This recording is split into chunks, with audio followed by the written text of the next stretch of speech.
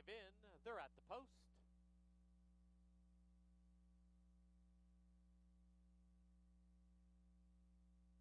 There they go. Showman from the outside, right on the early lead. Moving through is De Niro.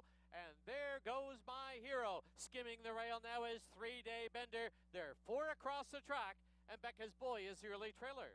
As they go to the clubhouse turn, 3-Day Bender shows the way now by a little over a length. In between runners now is There Goes My Hero. Up on the outside is De Niro. It's 2 lengths back to Showman, sitting in 4th, and about 5 lengths back to Becca's Boy. Opening quarter in 22 and 2. As they head down the backstretch, 3-Day Bender shows the way now by a length and a half. De Niro on the outside, second by a neck. There goes My Hero, third by 5. Showman in 4th, 7 back to Becca's Boy. As they race towards the far turn and a quarter to home, the half was 46 and 3. And 3-Day Bender still with the lead, but there goes De Niro from the outside, and from along the inside is There Goes My Hero. As they race to the top of the lane now, necks apart on the inside. There goes My Hero on the outside, De Niro. It's 5 lengths back now to 3-Day Bender. Deep stretch now. De Niro's on the outside. There goes My Hero's on the inside. They're matching strides. They hit the wire. They will be right together. That'll be ahead, Bob. It'll be 3. There goes My Hero and De Niro. Becca's Boy rallies up for third. Photo sign.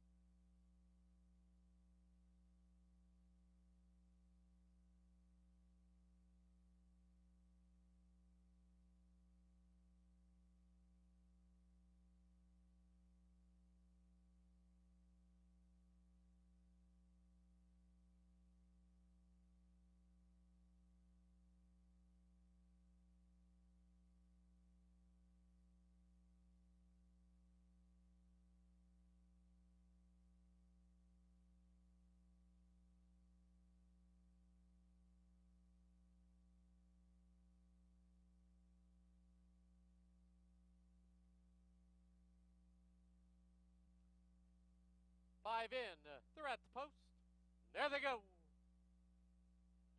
Closely bunched on the inside. Silk Stilettos. Miss the Hype now joins the party. In between them is Dancing with Lil, followed by Coco Rita, and The Sky is the Limit as they go under the line for the first time.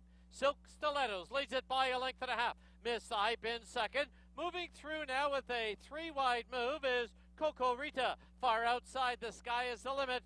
And at the rail, the early trailer is Dancing with Lil. As they run past the half-mile marker, opening quarter was 23 flat. To the backstretch they go, and Silk Stilettos leads it by a tight length. It is Miss the Hype in second on the outside. The Sky is the Limit in third. There's a break of 2 now to Coco Rita, and 3.5 back, Dancing with Lil. Past the 5/16 they go. Half goes up, 46 and 4, and now a quarter mile from home. And Silk Stilettos increases the lead now to 2.5. Miss the Hype second by a length and a half. Coco Rita in third. Then a gap of 3 to The Sky is the Limit. As they turn for home, Silk Stilettos now widens by 4. In deep stretch now, it's Silk Stilettos running away by 5. Battle on for second, Miss the Hype and Coco Rita, but Silk Stilettos to win it. Miss the Hype second, Coco Rita third. Dancing with Lil, and The Sky is the Limit.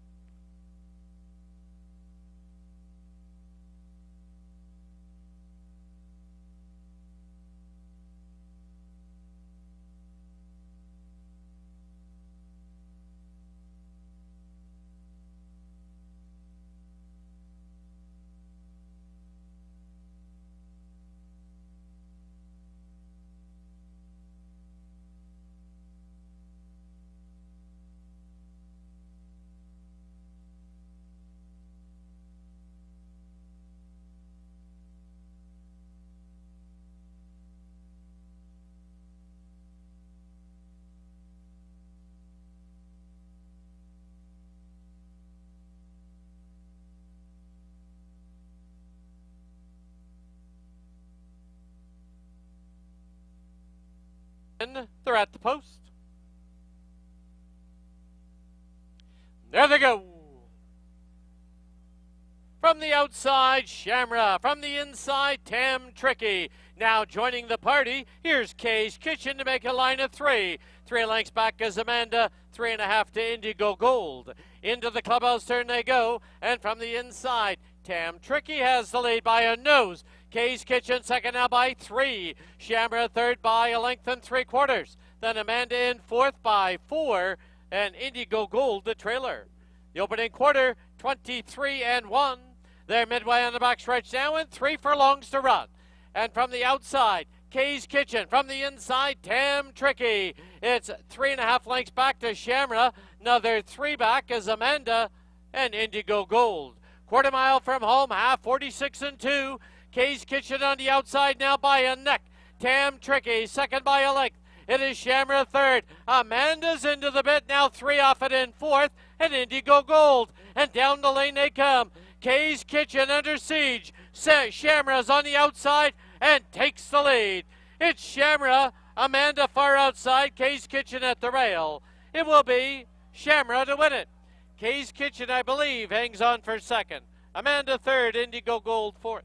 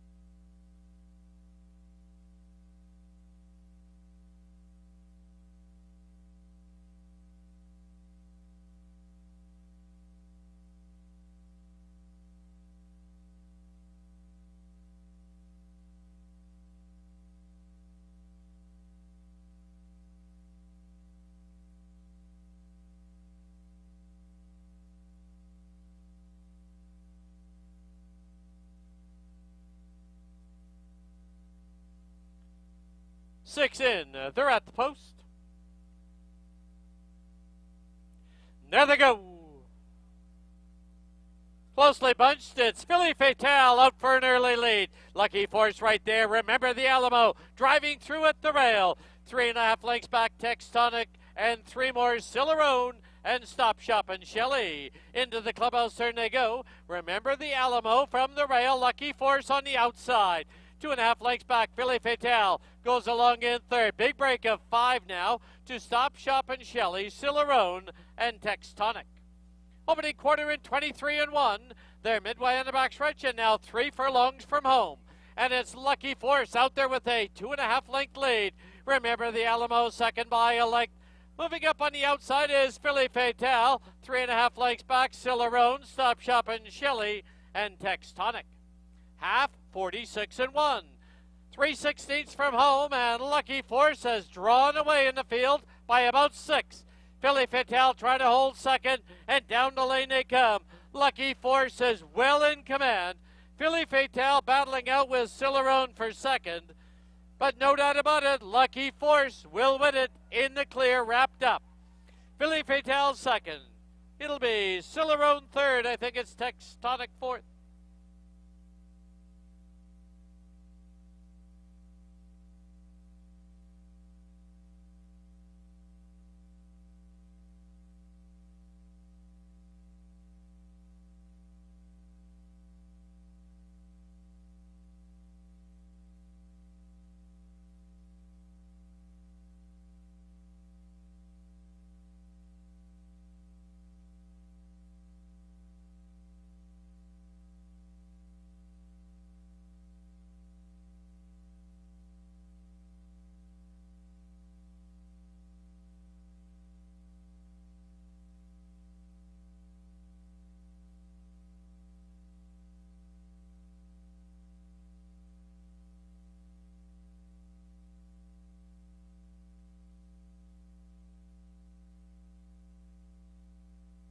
There they go. Field of 4, fillies and mares sent on the way. In the Brickhouse Bells allowance purse. Belcara Park strikes the front first, opens up a 3-length lead. On the outside is Run Lola Run, Celerity's at the rail, and We Be 3 is the early trailer. Belcara Park has run away into the clubhouse turn and opens up by 5. Into the clubhouse turn they go, and Belcara Park is out there by 5. Celerity's at the rail. On the outside is Run Lola Run, and We Be 3 is the early trailer. Opening quarter, a rapid 21-4 as they race down the backstretch. Belcara Park now only by 2. Celerity on the inside, on the outside, Run Lola Run. We Be 3 is the trailer. She's only 4 off the lead. Into the far turn they go, the half, 45-2. Belcara Park, Celerity, Run Lola Run on the outside. We Be 3 needs a way through. They're midway on the final turn. Celerity with the lead. Belcara Park, We Be 3, and Run Lola Run as they turn for home. Celerity with the lead. We Be 3 right there at her throat. Run Lola Run and Belcara Park. It's We Be 3 with the lead. We Be 3 wins it by 2. Celerity second, Run Lola Run third, and Belcara Park fourth.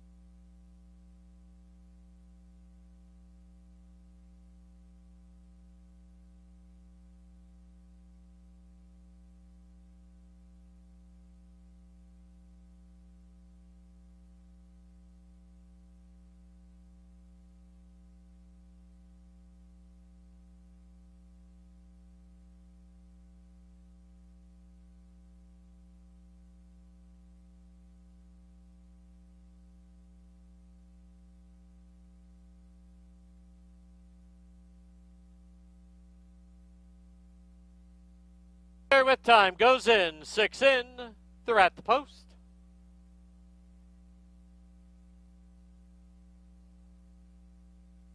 There they go. Just Misty has bolted to the inside part of the racetrack. Through the stretch for the first time from the outside. Better with time now grabs the lead. It's Better with time now by 2. It's Okanagan Gold in second. Here's Just Misty now ranging up on the outside. Drill Baby Drill is in the fourth as they go to the turn. Classy Legacy and the trailer, Best One Yet. Into the clubhouse turn they go, opening quarter, 23-1, and it is Better with time, showing the way by a length and a half. Just Misty is second by 2.5. It is Okanagan Gold in third. Drill Baby Drill fourth, about 5 off the lead, 2.5 lengths back. Classy Legacy, trailer, Best One Yet. As they head past the 5/16 marker, the half, 47-2. And Just Misty has now grabbed the lead. Just Misty by a length and a half. It is Better with time, second by a length. Drill Baby Drill has worked her way into third. 2.5 lengths back, Okanagan Gold. As they turn for home, Just Misty has the lead, and down the lane they come. Just Misty by 2.5. Drill Baby Drill, Better with time. Deep stretch now. Just Misty and Drill Baby Drill. Just Misty to win it. Drill Baby Drill second. Better with time third. Okanagan Gold fourth. Fifth will be Better, Best One Yet.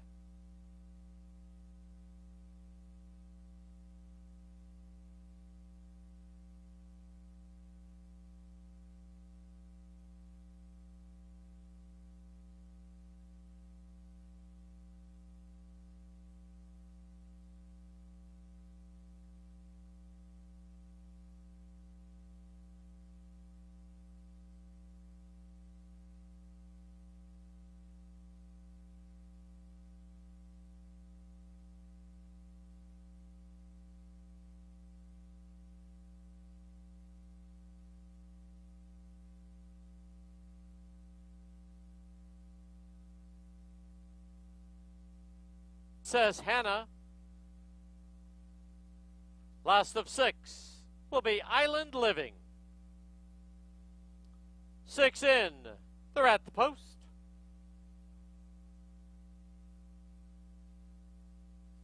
There they go. From the outside, Little Sister Lee shoots right out for the early lead and opens up by 2.5. Island Living on the outside, second by a head. She's Bourbon on Ice at the rail in third. Then there's 2.5 lengths back to Princess Hannah. On the outside, Star Finality, trailer Stolo Spirit. Into the clubhouse turn they goes ahead to the half-mile marker.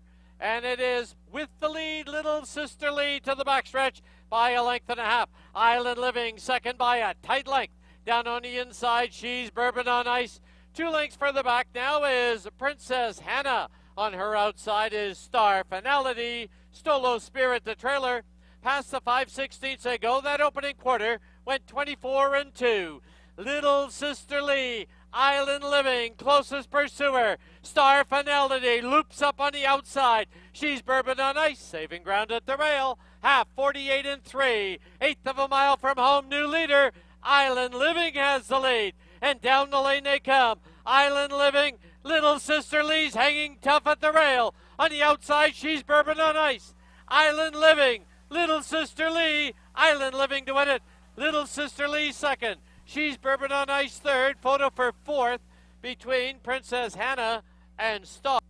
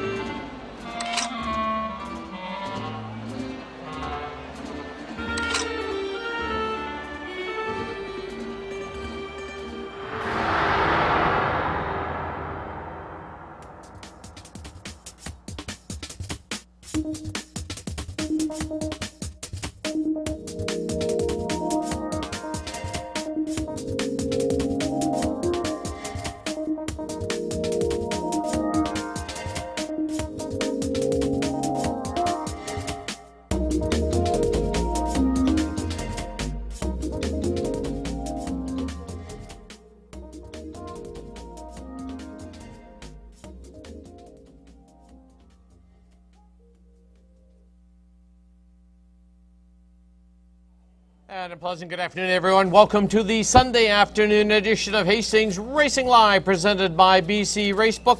Track announcer Dan Jukic being joined, as usual, by our paddock host and handicapper Mike Hez. We're going to preview all 7 on this Mother's Day event. Happy Mother's Day to everyone. It's a hot Mother's Day. It is. Yeah, there's warm temperatures. Supposed to get up into the high 20s here on the coast, and a little bit of a breeze right now. Of course, the track is rated fast for a 7-race program today. No carryovers anywhere, but yeah, good day, and see lots of. I know upstairs it's pretty packed. There's a lot of people. Amazing how many mums like to come to the races for their big day. And perfect. There's a lot of them up there today. Which we love it too. All right, we'll start with the opener. It's a field of 5. They're in this claiming event. They're going to go 6 furlongs. Once again, pay attention to the top of the programs. There's still a mixture of 6 and 6.5. First half of the double exactor try. And I'm a Chai too. Looks to be the controlling speed in here and looks to be long gone. Yeah, I know this horse is going to be tough to beat. Right now, I think he's 1-9 on the board. Good second to Foot Soldier, stablemate last time. Dino's off to a great start this year, and it looks like I'm a Chi2 will probably get to the. There's no speed in the race. No, it's should be gone. You know, it's just pretty soft non-3 for this horse. Obviously, was in a non-3.8, drops into a non-3.4, and it should be graduation. You know. Third victory for I'm a Chi2. Put the 2 horse, make it or break it in for second, and the 1 I'd be seeing you in for third. But yeah, I'm a Chi2 looks pretty darn good here. And he's got to really regress off of that last race to lose. All right, in the opener, we agree on the 4. I'm a Chi2. On to race 3 now. We have drawn a scratch. Scratch the 3. Don't pass the pepper. Field of 4 now. No-show wagering. 6.5 is the distance. Exactor try and pick 5 wagering, as Mike mentioned off the top. No carryover today. Did go yesterday. To me, it's Ria Mia, Wandalita. Which way did you go? I went Wandalita. I've had a chance to see them in the mornings, and Wandalita and Ria Mia are both going well. They're just better than these horses, too. It's a coin toss as to who's going to win it, but I like Wandalita to beat Ria Mia. But Ria Mia is a win machine, 9 for 16 lifetime. Wandalita is still a very talented filly, or mare, that was lost the horse, went in for 10,000 and then had to claim it back for the 16 to get her back. Kind of knew they made a little mistake in running her for the 10,000, right. But they corrected the error and got the horse back, and they've been working well. 59 flat. Worked with Ria Mia that day, and I thought Wandalita was perhaps a bit the better. But in a horse race, Ria Mia is pretty tough. And but I went Wandalita 2-1 for third. Irish Luna, I guess, or I went the other way. I went with Ria Mia. I guess she's a solid horse. Wonder how much pressure she's going to get. Is there going to be any pressure on the front end? No, Ria Mia gets the lead. Wandalita sits second, and they're going to be slowing it down, and so whoever outsprints each other from the quarter pole home. But I think it's obviously 1-2-2-1. There's no money in not a lot of money in the race. Right. It does kick off the pick 5, and you get away with a couple of horses. I think if you play the 1-2, you're definitely going to stay alive in the pick 5. Right. All right, race 2. Mike's heading to the 2, Wandalita. I'm going to head to the 1, Ria Mia. On to race 3 now. Field of 6, $4,000 claimer, 6.5 exactor try superfecta. First of 2 pick 3s on today's card. I think we might be on the same horse in here, and that might be the 4, Rolly Spirit.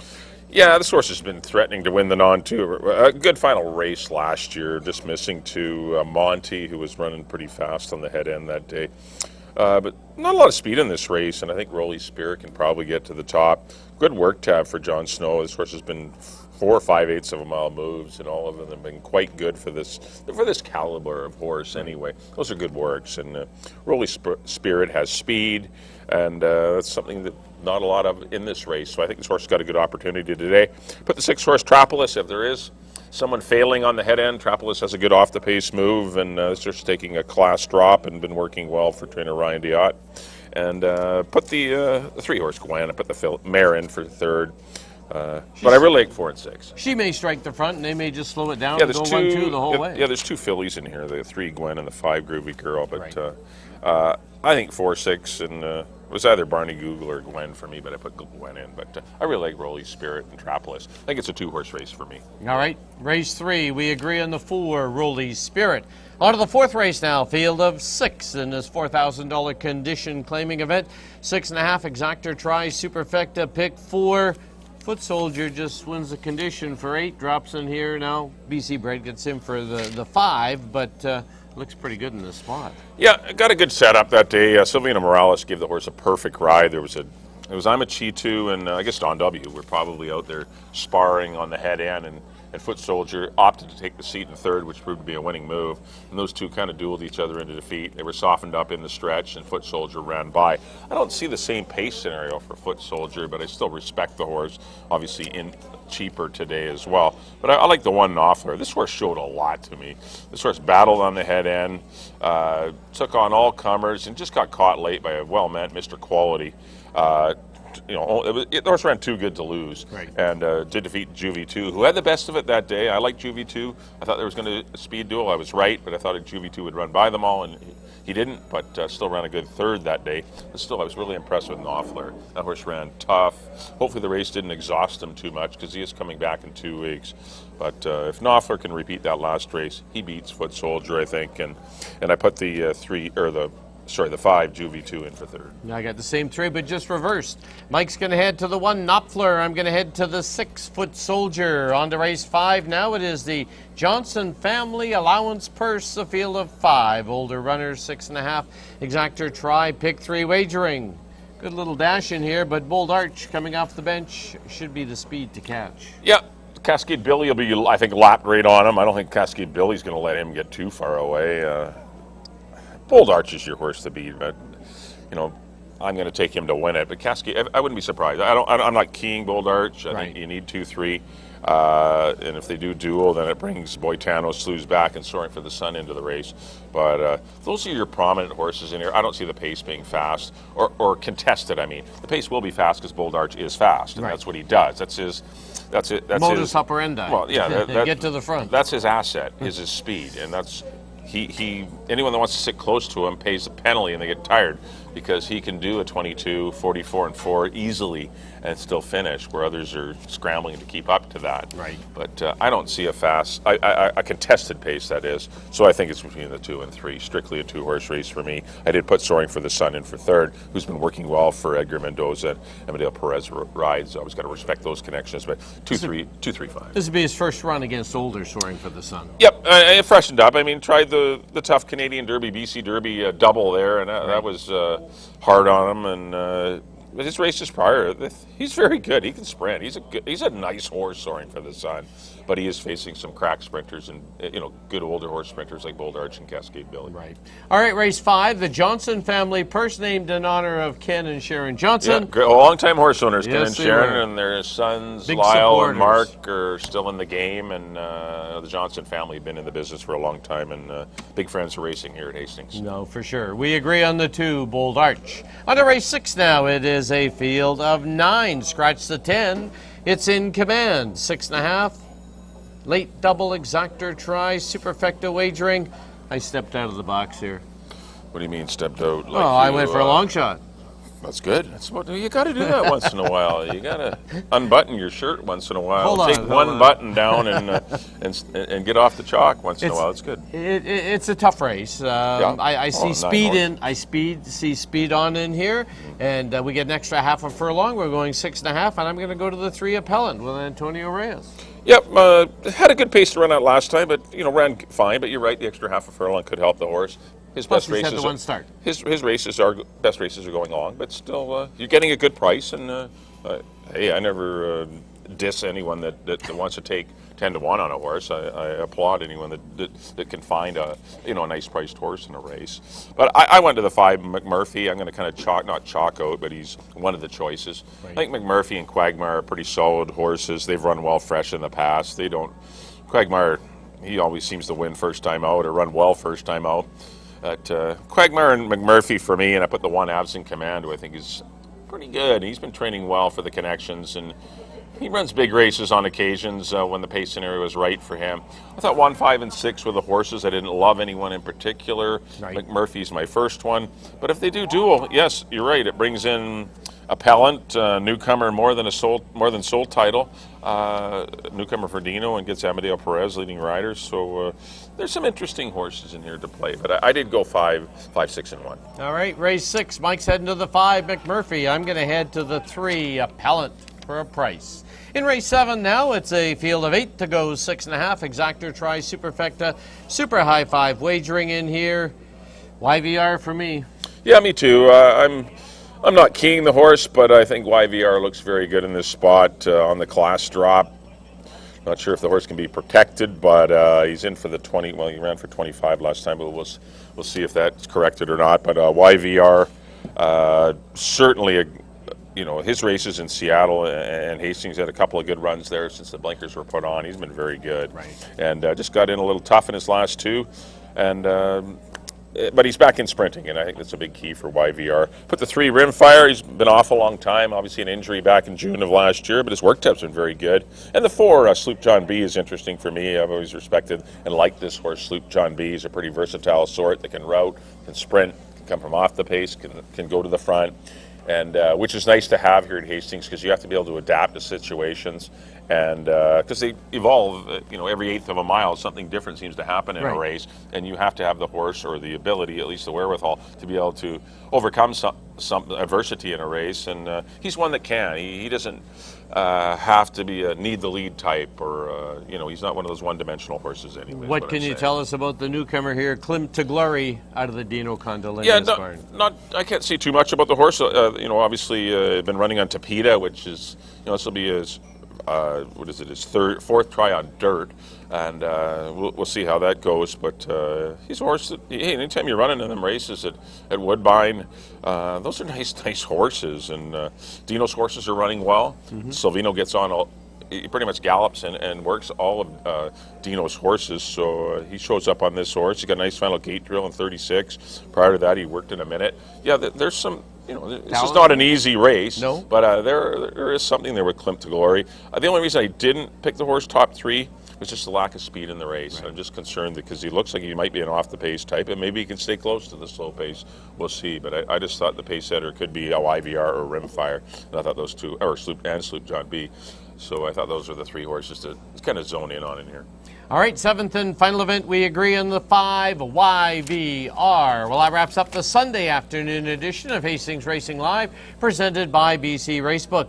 Don't forget, next week, Saturday, Monday. 2 days. We're on. We don't run the Sunday. We run next Saturday, May the 20th, which is Preakness Day, second jewel of the Triple Crown. It looks like it's shaping up around 10, 11 horses. Right. They're in that ballpark right now. Obviously, every day horses are in or out, but it's changing. But it looks like it's going to be a good field for the Preakness. But yeah, we will also race that day with 7 races. We won't race on the Sunday.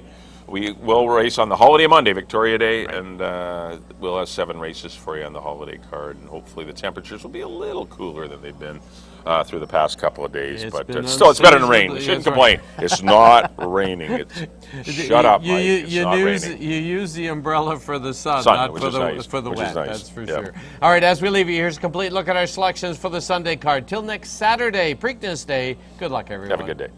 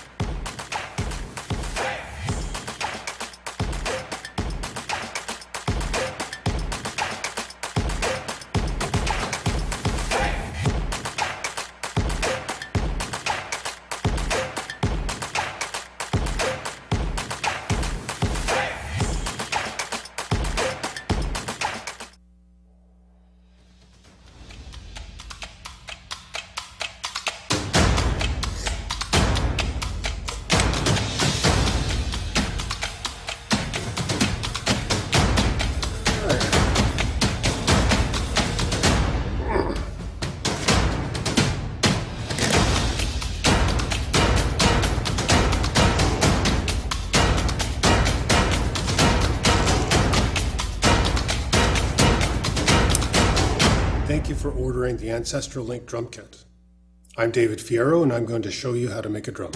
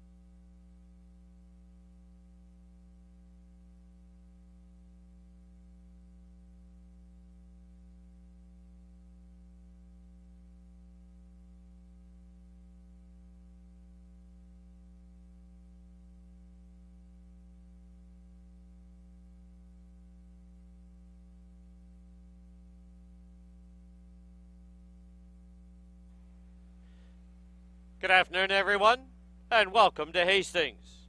Track condition at present listed as Track Fast. Special welcome to everyone joining us for our Mother's Day card. Happy Mother's Day to all of our mothers. Now please turn to your official programs for this afternoon's corrections and changes. No changes in the first. In the second.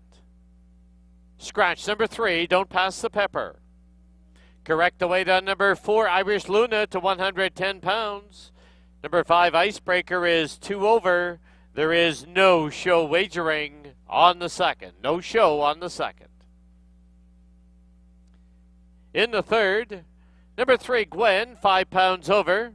Please note she is in for the claiming price of $4,000. 5, Groovy Girl, 5 over. 6, Trapolis, is 2 pounds over. In the fourth, number 1, Knopfler, 1 pound over. Number 3, Kalamazoo, is 2 pounds over. Correct the weight on number 4, Certifiable, to 115 pounds. In the fifth, the Johnson Family Purse, named in honor of Ken and Sharon Johnson. There are no changes. Race 6. Number 1, Avs in Command, is 2 pounds over. Number 3, Appellant, is 2 pounds over. To the owner line on number 8, Racing River, please add Mark McGinnis. Number 9, Ring of Kerry, 1 over. Number 10, It's in Command, has been scratched. Scratch the 10, It's in Command. Then the 7th. Number 1, Gray to Go, 1 pound over. Number 3, Rimfire, 2 pounds over. Number 5, YVR, is in for the claiming price of $20,000. Those are all the changes and corrections to the present time. At this time, Hastings would like to welcome our Sunday groups, and they include Alicia Bullock's Mother's Day Party, Lena Height Party, Heather Decker's Mother's Day Party. Welcome to the Johnson family, and happy Mother's Day to all of our mothers here today. Don't forget, live racing resumes next week. It'll be on a Saturday, Monday venue. Saturday, join us for the Preakness. No racing on the Sunday. We'll be back at you on the holiday Monday, Victoria Day. First race, both days will be 2 p.m. Thank you for your attention, and good luck.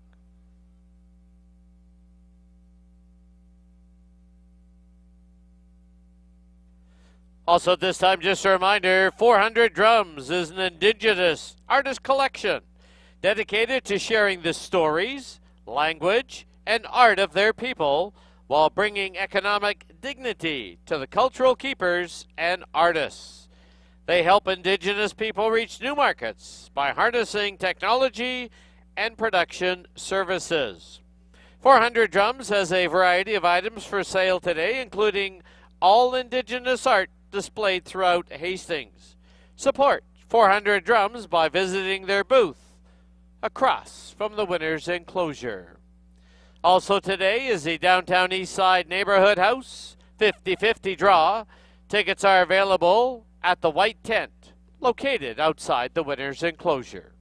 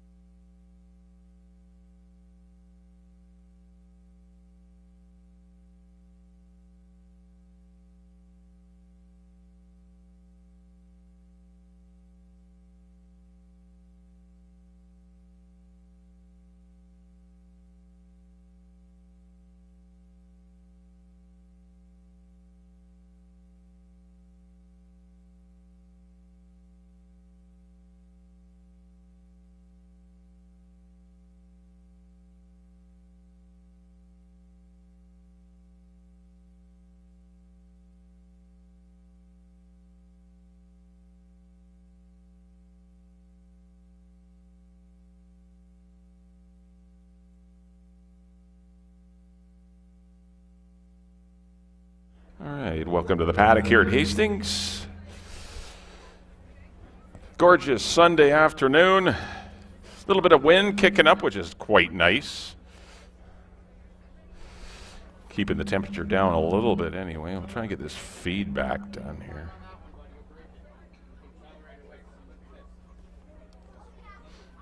All right, field of 5 to kick things off. First half of your early double. Got $4,000 claimers here that are non-winners at 3 lifetime. Going to go 6 furlongs. Exactas and tries to go along with the daily double. So those of you playing the double, I can tell you in race number 2, the 3 don't pass the pepper is scratched. That's in race number 2. Scratch the 3, don't pass the pepper. And I know we talked about this before, but your distances, make sure you take a look at the top of your program.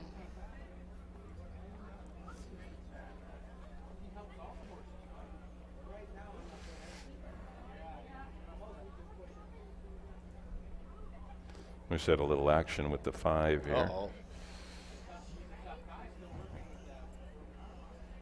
Acting up in the paddock a bit.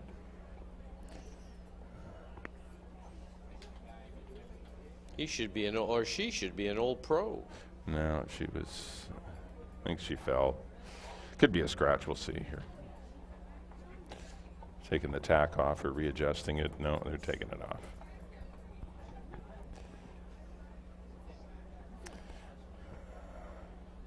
You might have to go to work, buddy. Yeah, my window hasn't opened yet. Yeah.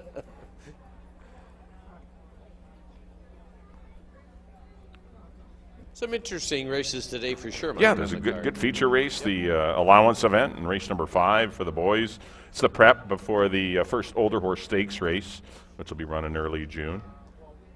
Yes, I do have that now, so I'll... You do have your call. Yes, yeah. here we go. I can see it here. Yeah.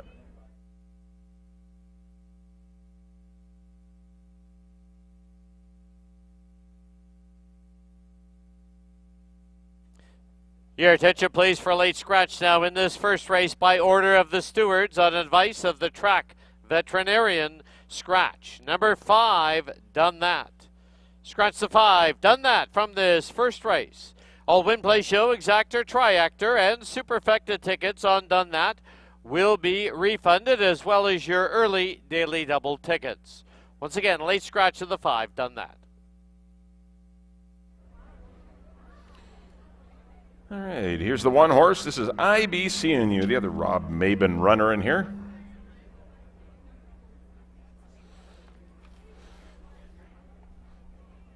Pretty consistent type. More in the second and third positions, though, throughout his career. I definitely like him going a little farther, but there doesn't appear to be a lot of speed in here either to help set him up. But still, he'll come running on, be maybe part of the exactor. He looks good here in the paddock. Work tab's been decent. Larry Seacharan will be a regular pilot for Rob and Sheena Mabin's IBCNU, so he'll be back aboard today, getting a good price at 10-1. That's the one, IBCNU. Just ahead of him is the 2-horse Make It or Break It, owned by the Canmore Farms, trained by Mark Kluche, who's on the head end of the horse. This horse has been known to be fractious in the paddock in the past, but very well behaved with his mentor and teacher on the head end. There's 2 wins throughout his career. They're both quite a while ago, back in as a 2-year-old in September of 21, and then as a 3-year-old last year. Started off the season good with a nice win over Barney Google and Anami, and got up into some tougher company and struggled a bit. Then towards the end of the year, dropped in, and still the form didn't improve. First out this year, I thought was pretty good. It was just an even effort, running 4th behind Foot Soldier and I'm a Cheetu. He's every bit as good as anyone else in here. I'm a Cheetu, I think, is the best, but he's a good shot of completing your exactor. Amadeo Perez will ride. 3 will be debatable. He's an off-the-pace type. Probably needs longer. He's another 1 1/16. I wouldn't say specialist, but his best distance is 1 1/16. That's where owner-trainer Jim Strachan has got their most money out of him, is going long. But when the pace scenario is quick, he can come running on late. But I just don't see it being quick today, and that's going to be a bit of a problem for him. We still got exactas and tries, so you got to fill it in with somebody. You do. And perhaps he could be one. Rounding out the field now will be the 4. I'm a Cheetu, or Chaitu. Verdino is off to a great start this year. 4 wins, 4 seconds, and horses are running good. And this one ran good first time out. Got hooked on a quick pace, 23-2, 46-2. Put away Don W on the head end, but couldn't hold off stablemate Foot Soldier, but still was very game in defeat. This is going to be a lot easier pace scenario for I'm a Cheetu, so I got to take him to win it. I know his price is dreadful at 3-5, but that's kind of, he's your horse. Sometimes you just got to take the favorite. Yeah, bite the bullet. As hard as it is, and there's no money in it, but maybe play a daily double off of him to the 2 Wandalita. That's what my daily double would be for, too. I think that's what I would be doing in here.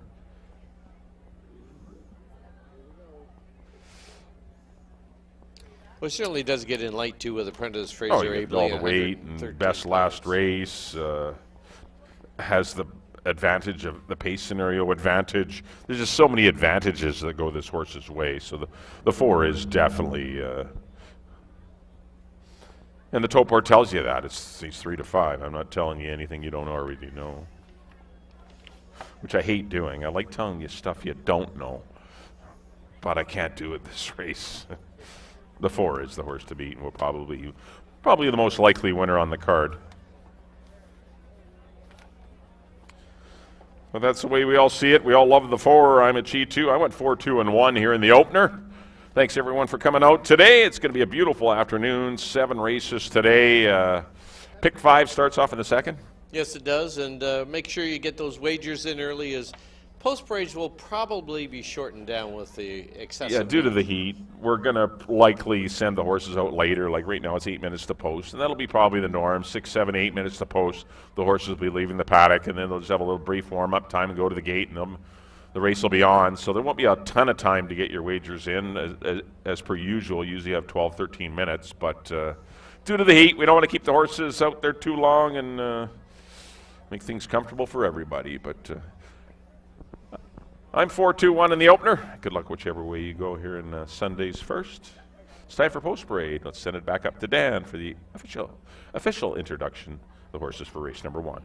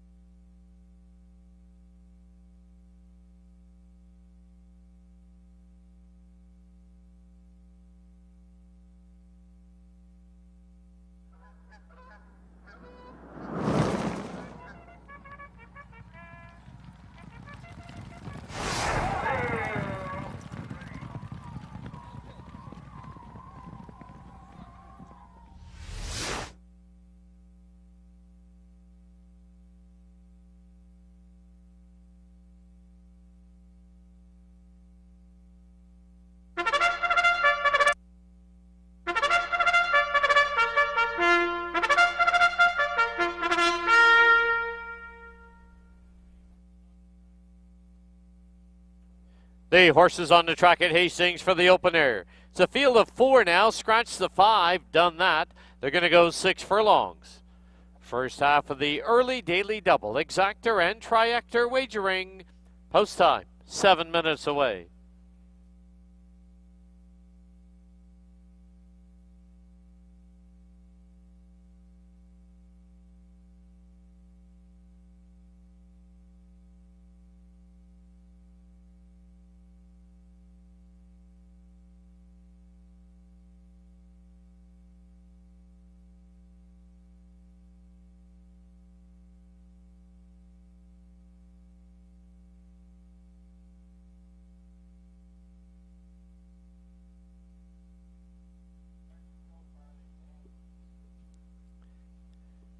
On parade, number 1, IBC, and you owned by Robin Sheena Mabin, the rider Leary Cicheran.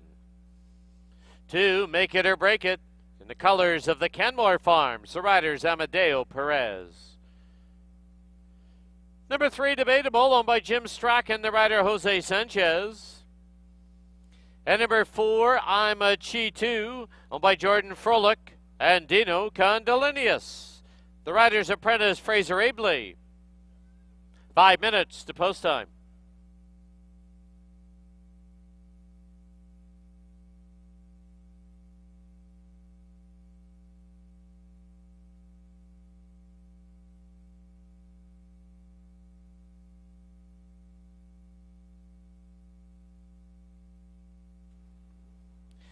As we kick off our Sunday and Mother's Day card, let's go down to the paddock and Bailey Williams. Thank you, Dan, and happy Mother's Day to everyone here at Hastings. Beautiful day to enjoy some live thoroughbred action. Down to a field of 4 with the unfortunate scratch of Done That. I had her in my 3rd spot. I will head to the Mabin other entry in here, and that is I Be Seeing You. He does have the rail here today, and if he's going to have a shot going 6 furlongs, have to try and get him engaged a little bit earlier than his normal running style. Number 2, Make It or Break It, I put in my place spot. This horse doesn't show a ton of natural speed, but if is able to get away from the gate a little bit, will be able to try and run down my choice in here and the even money favorite right now, and that's I'm a Chi 2. Just got run down late by Foot Soldier last time out. This horse has the outside post, should be able to break away from the gate and clear over and go gate to wire. I went 4, 2, and now 1 to round out my top 3 in race number 1. 4 minutes to make your wager. Best of luck.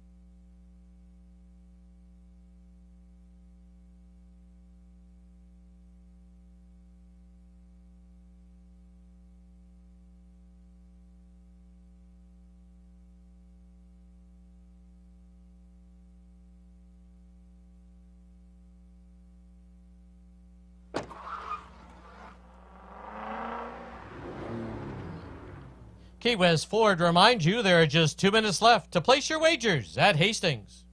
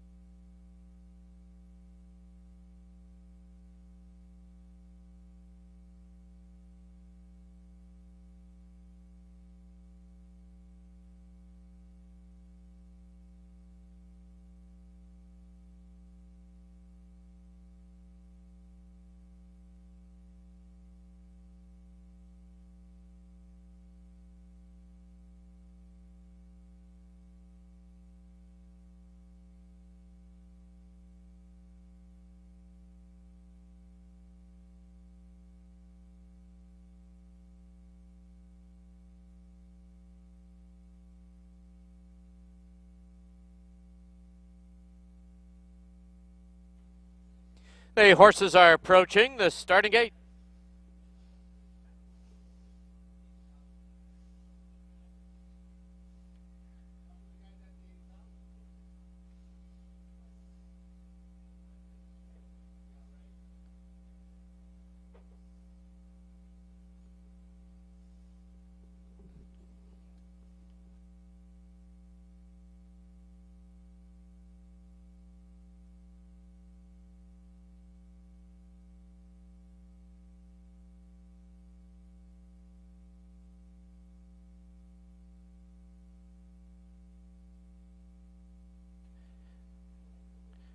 The horses have now reached the starting gate.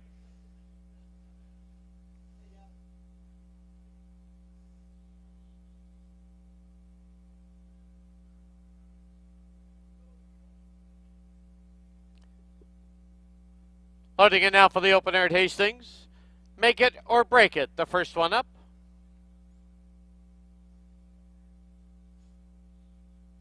Inside gate, IBC and you. Debatable in the red. The outside gate, the 2-5 favorite, I'm a Cheetah.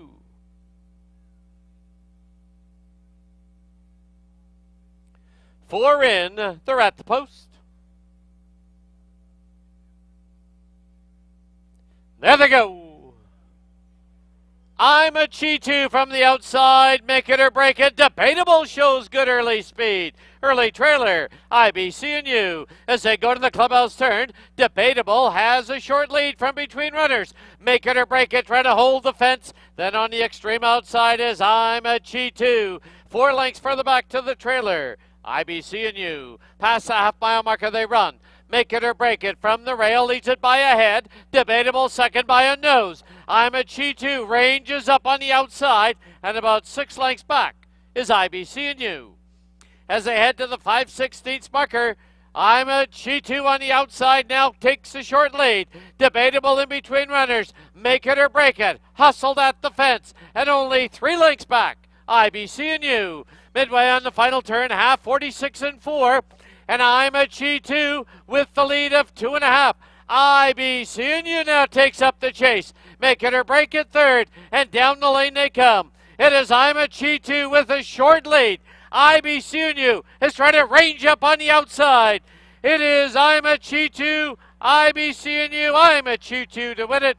IBC and you second. Make It or Break It, and Debatable.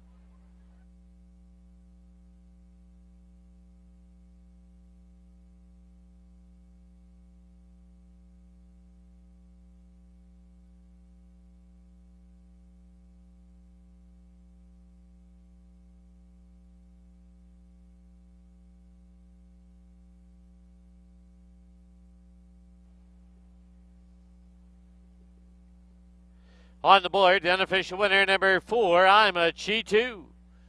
Number 1, IBC and you second. 2, Make It or Break It third. 3, Debatable fourth. 4, 1, 2, 3.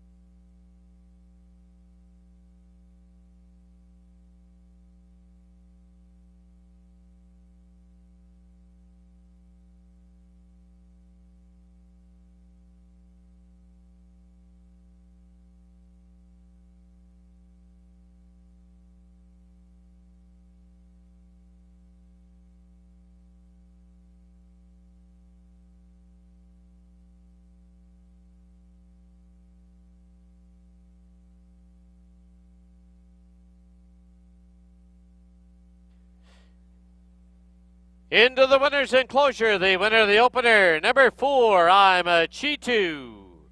Owned by Jordan Froelich and Dino Condolinius. Trained by Dino Condolinius. The winning rider's apprentice, Fraser Abley. I'm a Cheetah is a 4-year-old colt by Cheetah.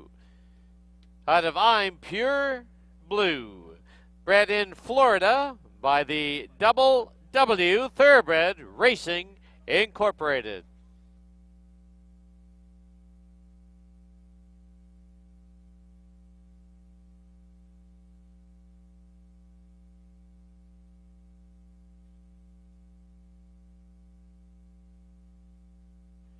The 4-1 exacta was worth $7 even, the $2 price. $2 try, 4-1-2 was $12.40.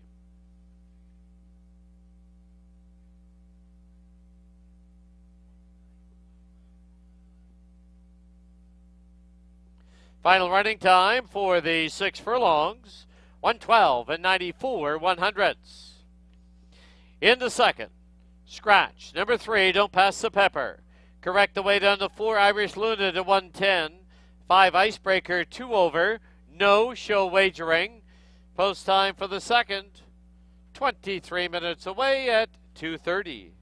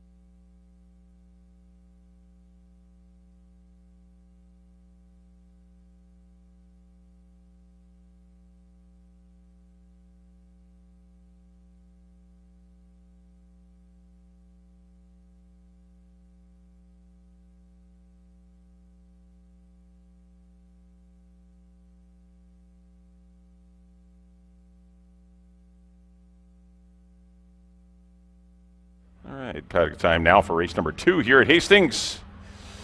Second race does feature some $16,000 fillies and mares to do battle over 6.5 furlongs. This does kick off the pick 5 on races 2 through 6. Scratch the 3, don't pass the pepper. It's down to field of 4 now. Exactas and tries also. No show wagering here on the second, though.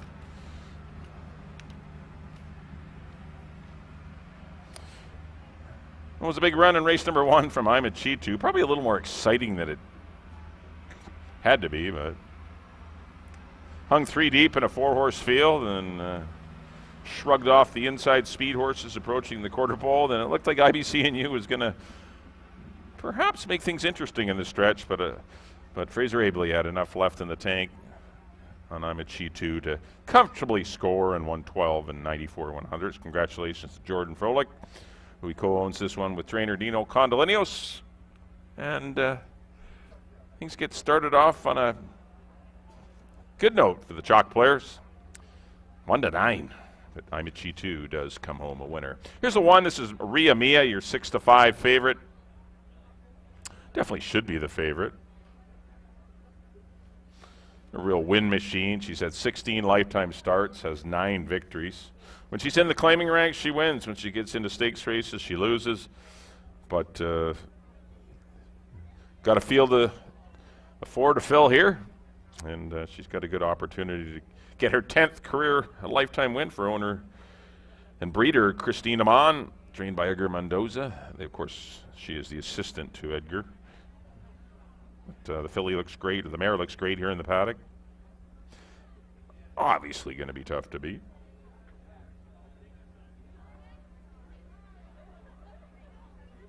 Number 2 will be Wanda Lita, the other Edgar Mendoza trained runner, Todd Mountain Thoroughbreds owned. She comes into this race looking good as well. She's got a lot of talent. Win for 16 non-3 last year and a good time of 117 flat. Ran 3rd behind Ria Mia. Didn't get away well that day on September the 17th. She was also off for about 6 weeks going into that race, but she came back, dropped her in for 10, got claimed, but they reclaimed her for the 16, and I think she's interested. I like her. I think she's going to hopefully get a good trip. I think Ria Mia is going to try and slow the pace down. Wanda Lita is going to sit on her shoulder, and I don't know. I just think Wanda Lita can out-sprint her to the wire. That's my take on the race anyway, but perhaps I'm dreaming, but I think Wanda Lita can beat Ria Mia. Currently at 3-1. Amadeo Perez will be aboard. 4 will be Irish Luna. Nice win of the 8,000 or 6,250 level. Didn't see that one coming. She was actually 6-1 that day, and Fraser gave her a great ride because it was 6 furlongs. She's not fast at all, but she broke reasonably well. No one seemed to want to get the lead, so he got her nose up in there, and she stayed game the whole race, defeating Another Sunny Day and Eric Cara.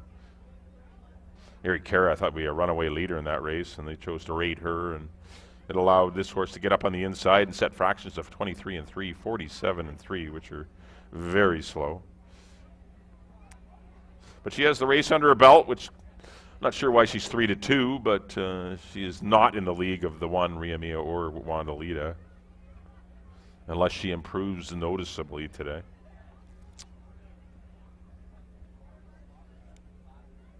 And number 5 will be Icebreaker for the Wynn Racing Stables and Larry Grieve. Pretty consistent little filly last year as a 3-year-old. She was running good races. They wanted to get her in long, so they ran against the boys a couple times at the end of the year. No filly races were filling, so they ran against the boys, and she ran good. Anytime you got a 3-year-old filly running against older boys, like Arch Prince and Just Make Believe, those are solid older runners that have multiple lifetime wins. So for her to be competitive like that was very impressive. But once again, that was going long. She's just maybe a little better going a distance of ground. But you got to start somewhere, and they're going to sprint her here. 5-1 on Icebreaker.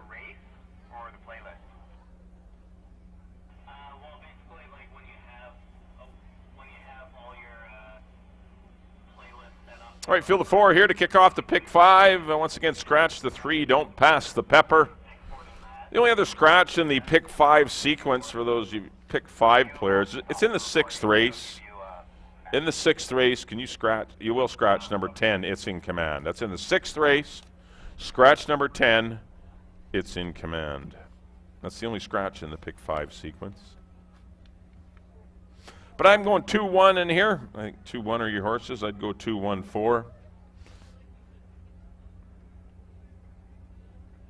A minor upset it would be if the 2 beat the 1, but the 1's going to likely be the heavy favorite as we get close to post time. Right now she's the second choice because there is money coming for Irish Luna, but once the tote board evens out here after some wagers early, then I think you'll see the 1 and 2 being the heavy favorites. 2-1-4 for me here in the second. Good luck, everybody.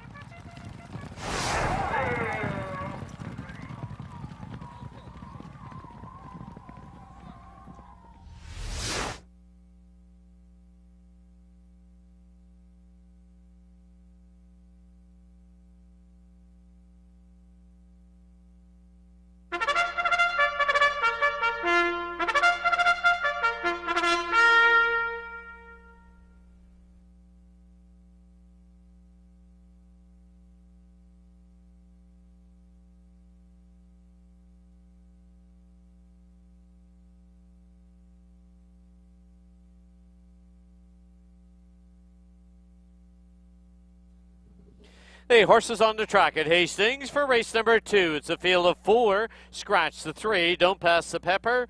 No show wagering. There is exactor, triactor, and pick 5 wagering. Pick 5 has no carryover. It is a $1 wager. And as long as we have 5 of 5, it does pay off. Post time, 7 minutes away.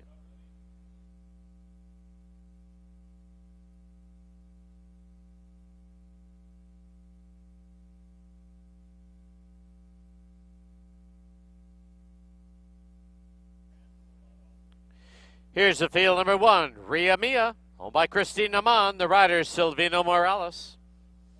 Number 2, Wandalita, owned by the Todd Mountain Thoroughbreds, the rider Amadeo Perez. 4, Irish Luna, owned by the Willow Creek Farms, the rider is apprentice Fraser Abley. And number 5, Icebreaker, owned by Win Racing Stables, the rider Antonio Reyes. 6 minutes to post time.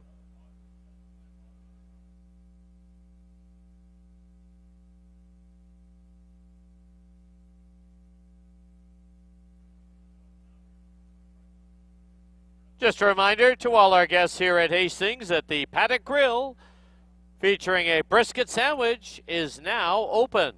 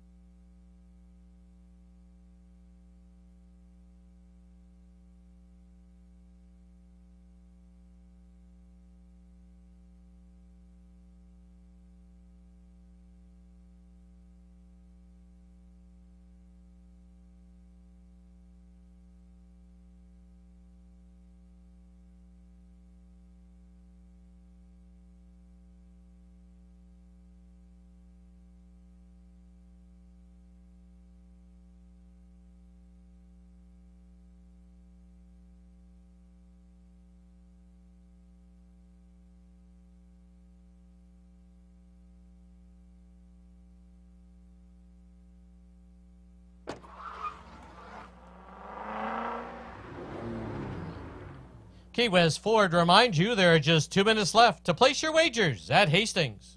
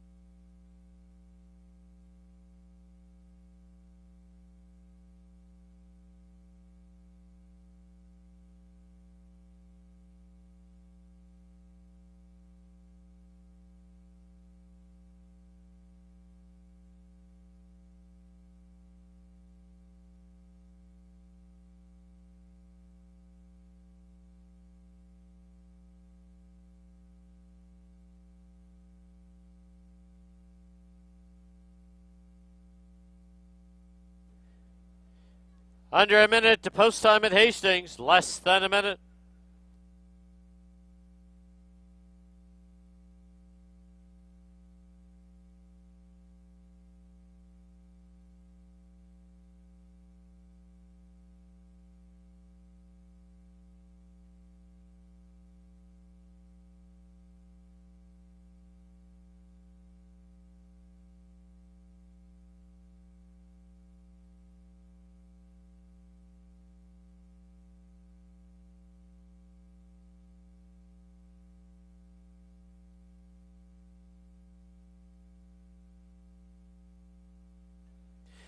The horses have reached the starting gate.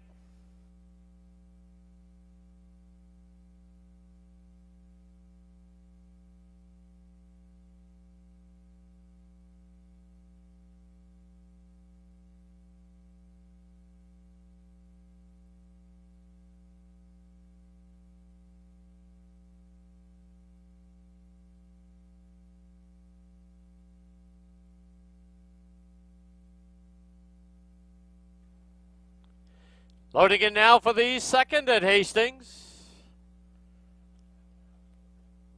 First one up will be Irish Luna.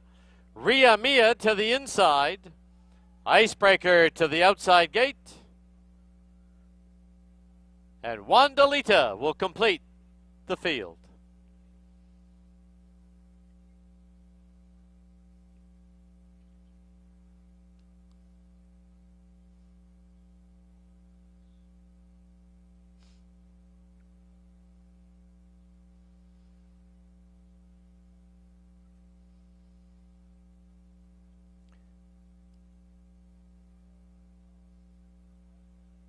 Wandalita up and in, 4 in, they're at the post.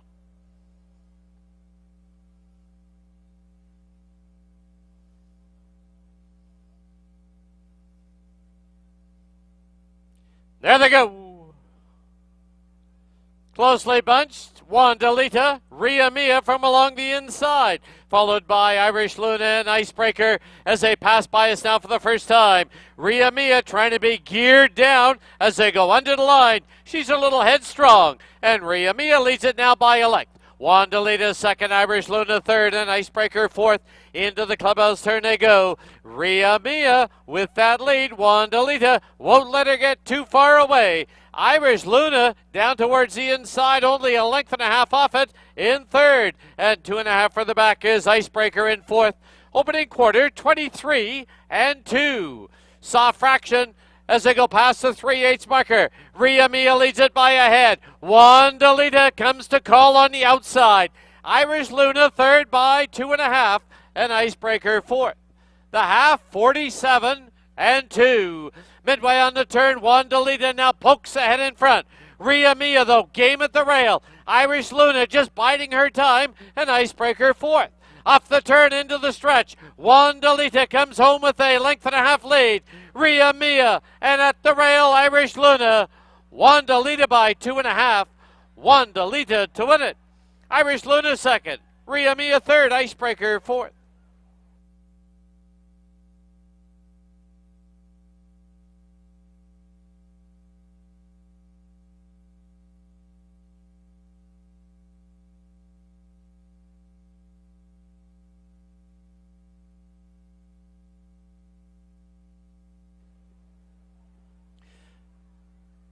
Unofficial winner of the second, number 2, Wandalita. Number 4, Irish Luna second. Number 1, Ria Mia third. Number 5, Icebreaker fourth. 2-4-1-5 unofficial.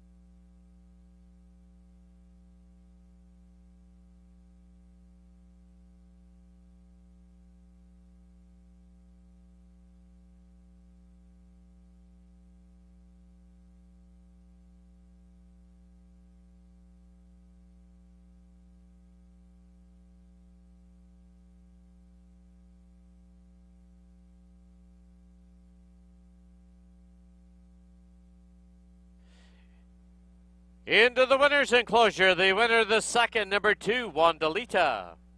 She's owned by the Todd Mountain Thoroughbreds, trained by Edgar Mendoza, assisted by Christine Aman. Winning rider, Amadeo Perez. Wandalita is a 5-year-old mare by Violence out of Vandalita, bred in Kentucky by the owners, the Todd Mountain Thoroughbreds.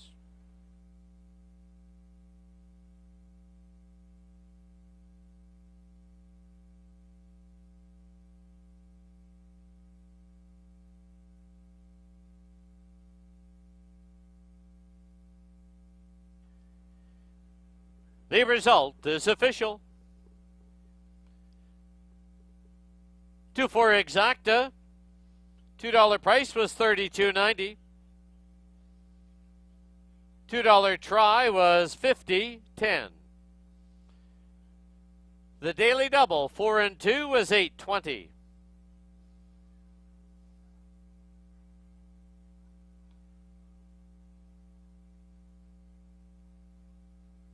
Final running time, 1:17 and 94 100ths.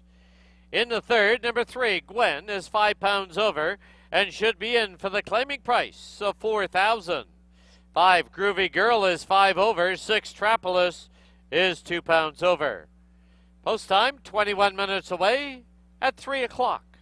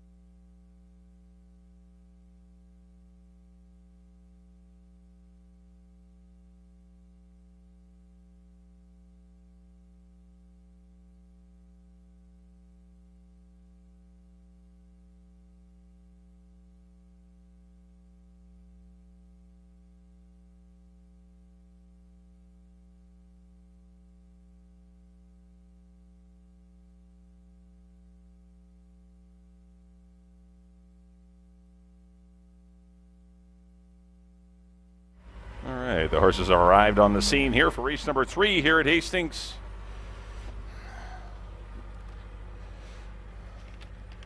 Got a field of 6 $4,000 claimers. They're all non-winners at 2 races lifetime. They have that one common bond. They've only won 1 race. Somebody's going to break through and win that second one today. Going 6.5 furlongs. We have exacta, triactor, and superfecta wagering. We also have your first pick 3 of the day starts here on the 3rd. Well, back in race number 2, congratulations to Ron and Ray Fawcett's Todd Mountain Thoroughbreds runner, Wandalita, as she proves to be worthy of the reclaim. For trainer Edgar Mendoza, Amadeo Perez had a perfect trip outside her stablemate and easily ran that one down to win at 2-1. A nice price on Wandalita. Kind of thought she would run well. Ria Mia just wasn't relaxing. That's funny. Sometimes when you try and get a 23-2 quarter on a horse, you're not helping them. You're hurting them, and let them do a 22-2 or a 22-3. They're far more comfortable, and she might have relaxed a little better, but easy to say after. But and we're not riding them either. No. But she was just fighting Sylvina the whole way. She was. The first 3/8 of a mile, they were not a pair at all. They were, which is unlike her. But she was sharp. She wanted to go. It was too early to go, and but Wandalita was always well rated and relaxing nicely and sprinted home to win it. Irish Luna, another good run to be second, and Ria Mia had to check in third. But don't worry, you'll hear lots more about Ria Mia throughout the year. She will be back and win more races because she is a little win machine. But just wasn't today. Wandalita's day it was. Right, here's the one. This is Atomic Haze for owner-trainer Charlene Miller. No speed from this son of second in command. He's 1 for 24 lifetime. But 10 for 24 in second and third. Yeah, a lot of seconds and thirds. Yeah. He definitely completes the exactors and triactors a lot. Larry Seacheran will be aboard. Just needs to see a pace duel because, as I said, he has no speed. So there's going to have to be some collisions up front and going a little too fast and tire themselves out, and then perhaps this one can make a productive off-the-pace move. Currently sitting at 9-1. Number 2 will be Barney Google. Kind of the same thing. He comes from out of it, and he's got no speed. His lone win, he came from the clouds that day. Yep. He was a good second in his final start last year, the non-3-8 level. But this year, just an ordinary run, first time out, trailed the field. Hard to gauge whether he's going to run great today. You know, it's just, isn't it still a lot of confidence? I can see him winning, and I can see him running fourth. He's just one of those horses that I'm not on him today, but I could certainly, if he beat me, I wouldn't be shocked. Scott Williams will be aboard for Robbie Henson and the Henson family. A whole pile of them there. Michelle, that's Robbie's wife, Brad Henson, Randy, Dan, and Trevor Irwin. The Barney Google fan club right there. 3 will be Gwen, one of 2 females in here. Taking on the boys. Did lose to Barney Google in her final start last year. She has some speed, though. At least she's going to be in play early. I know the pace is likely to be slow. I don't see much going on the head end. Maybe the 4 and 5 have a... The 4's got the speed. The 4 is the speed of the race. Gwen is probably the second best speed horse. Sylvina would probably be content to lay second, and but Gwen's her pace ability, her ability to be close to the pace, is going to make her a factor in here. She's a pretty generous 9-2. That's not a bad price if you like Gwen. This will be her first start. Her work tab's been good. 4 will be Rolly Spirit. Here's my top pick. He's 9-5. Didn't think he'd be that short, but nice maiden score. Battled on the pace there on September 25th last year. Came back to run second behind Monty. It wasn't the strongest non-2 that race. But John's horses are running very well this spring, and this horse has 4 5/8 of a mile moves. This horse is going to be fit and ready. That's the 4. Rolly Spirit. I like him to get the lead and be perhaps tough to catch. 5 will be Groovy Girl. Another filly taking on the boys. Best races last year were Going Along. Kind of a pace horse going along. Sprinting, not quite quick enough to get out there. Definitely not faster than Rolly Spirit or Gwen, so I think she might be relegated to the 3rd early at best. We'll see if she can win from there. She's not noted for passing a pile of horses in her career. Amadeo Perez will be aboard. 6 will be Trapolis. He is noted for passing horses, but the only negative with him, I think he's the best horse in the race. 6 is the best horse, but I worry that the pace scenario is not going to be favorable for him because he is an off-the-pace horse. He will be one of the back markers early. He has a really good late run. Antonio Reyes will be aboard him, but I'm just concerned that at this distance at the pace might not be contested enough. I'm not leaving him out. I would definitely have 4 and 6 in here. They're my top 2 horses. You see Ryan Deot giving Antonio Reyes a leg up on Trapolis. He will debut in 2023 with front wraps. I went 4, 6, 3 in here. I think that's. I like 4 and 6. I mean, those are the horses I like here in the 3rd. Put the 3 in for 3rd. It was a toss-up between Barney, Google, Groovy. The other 4 horses are all the same. I think the 4 and the 6 shine a little bit above the rest. We'll see how it all plays out here in 8 minutes. Here's a look, if those of you watching on screen, of all our analyst selections. Good luck here in race number 3.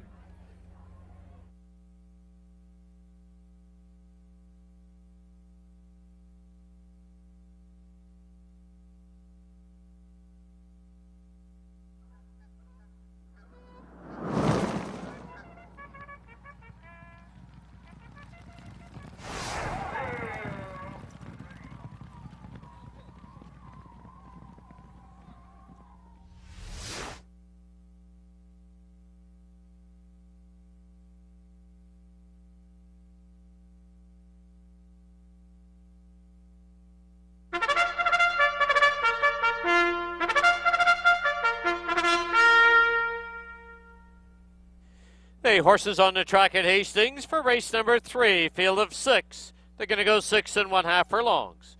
Exactor, Triactor, Superfecta, and pick 3 wagering. Post time in 7 minutes.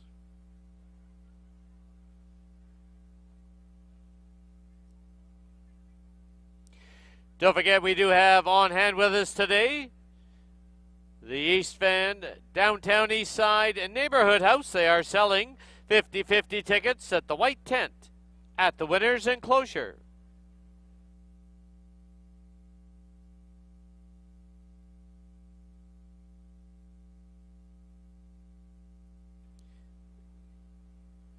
On parade, number 1, Atomic Haze, owned by Charlene Miller, the rider Leary Cicheran. 2, Barney Google, owned by Michelle Roberts Henson. Brad Henson, Randy Henson, Dan Henson, and Trevor Irwin. Scott Williams in the saddle. 3 is Gwen, owned by Robin Sheena Maben, the rider Silvino Morales. Number 4, Rolly Spirit, owned by the Willow Lake Farm and Stables, the rider Kimal Santo. 5, Groovy Girl, owned by the Todd Mountain Thoroughbreds, Amadeo Perez to ride. And number 6, Trapolis, owned by Deot Racing. The rider's Antonio Reyes. 5 minutes to post time.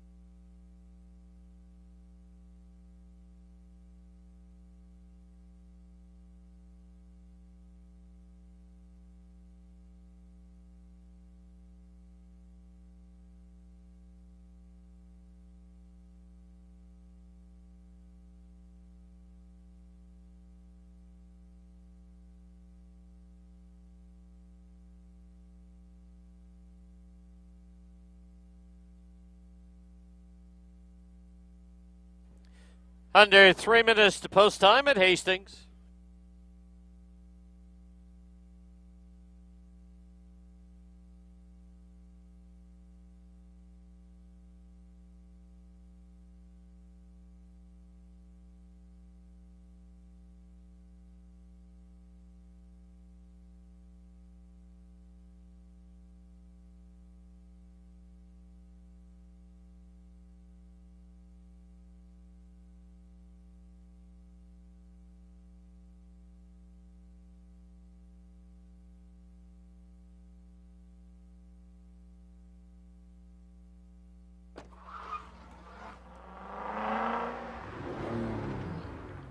Key West Ford reminds you there are just 2 minutes left to place your wagers at Hastings.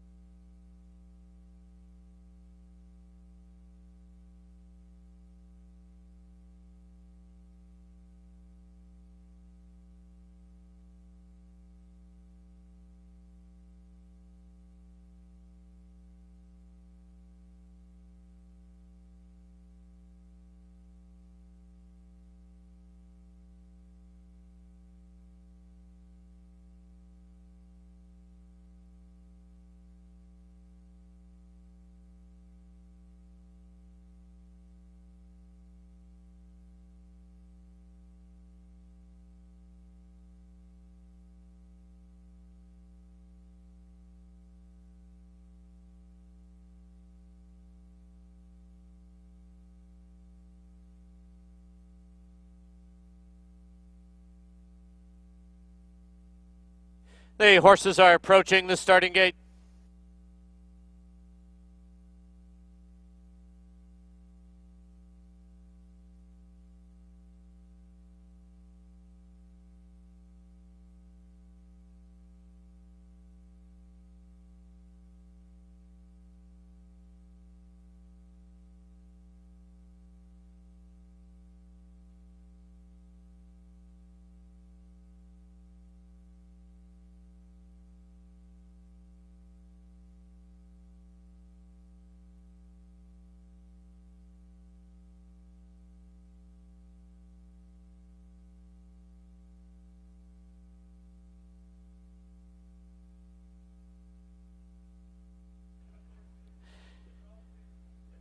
Loading in now for the third at Hastings. Atomic Haze to the inside gate.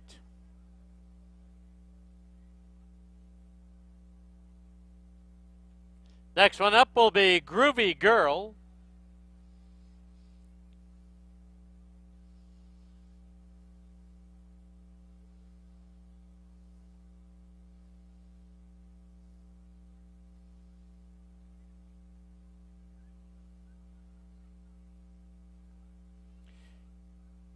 Groovy Girl goes in. Next one along will be Barney Google.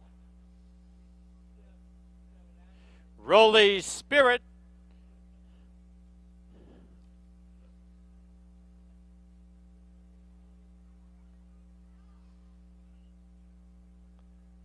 Gate 3 belongs to Gwen.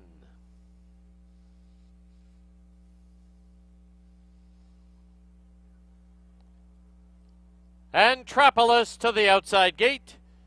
Your lukewarm choice at 2-1. 6 in. They're at the post. There they go. They've all come away well. Gwen the quickest on the early lead. Now Rolly Spirit puts in the challenge, and on the outside is Groovy Girl. Trapolis gets away in fourth. Then it's Atomic Haze and Barney Google. Under the line for the first time, Rolly Spirit now takes a short lead, but Gwen is trying to hold the fence. Up on the outside, Groovy Girl is third. Trapolis is only about 3 off it in fourth. Then Atomic Haze and Barney Google. Past the half-mile marker they run. The opening quarter, 23-1.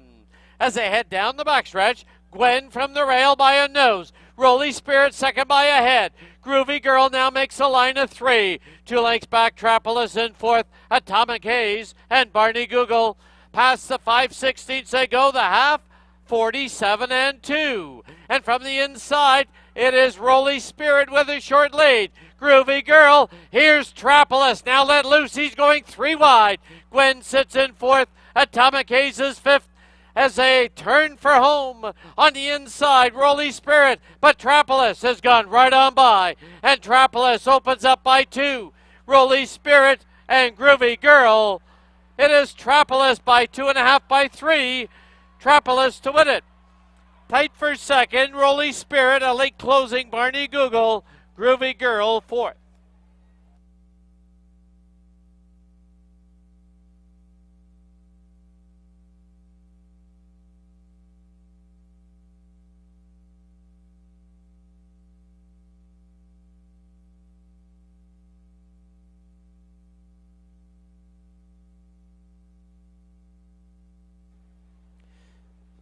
On the board, the unofficial winner, the third, number 6, Trapolis. There is a photo for second. Please hold all tickets.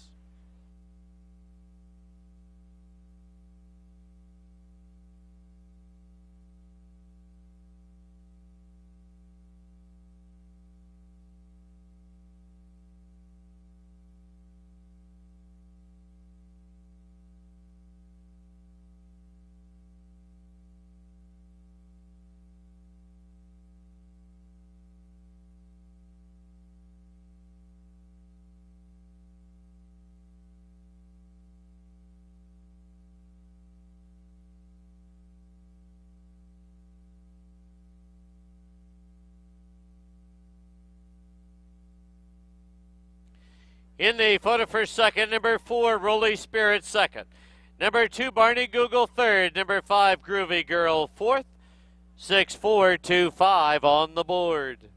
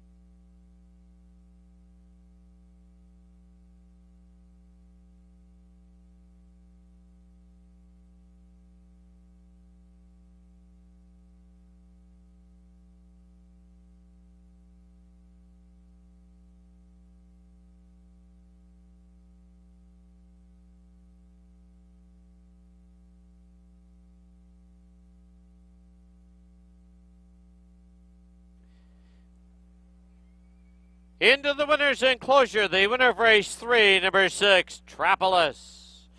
He's owned by Dayot Racing, trained by Ryan Dayot. The winning rider, Antonio Reyes. Trapolis is a 4-year-old gelding by Stay Thirsty out of Rangy Lil. Bred in California by Carlson Family LP.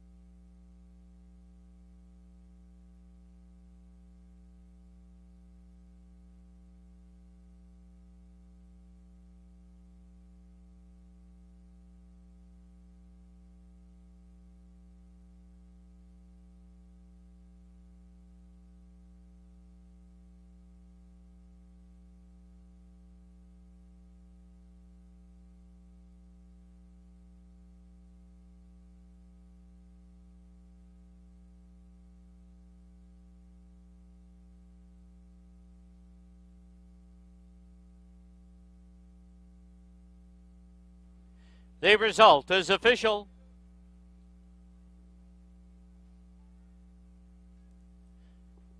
The 6'4", $2 exactor was $22.70.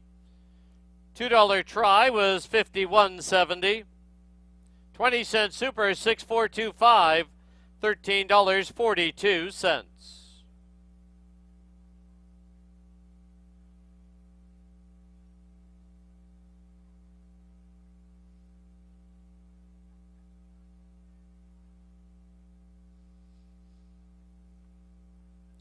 Final running time for the 6 1/2 furlongs, 1:19 and 38/100.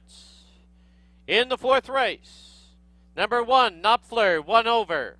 Number 3, Kalamazoo is 2 over. Correct the weight on number 4, Certifiable, to 115 pounds. Exactor tries Superfecta. This race kicks off our 20-cent pick 4. 18 minutes to post time at 3:30.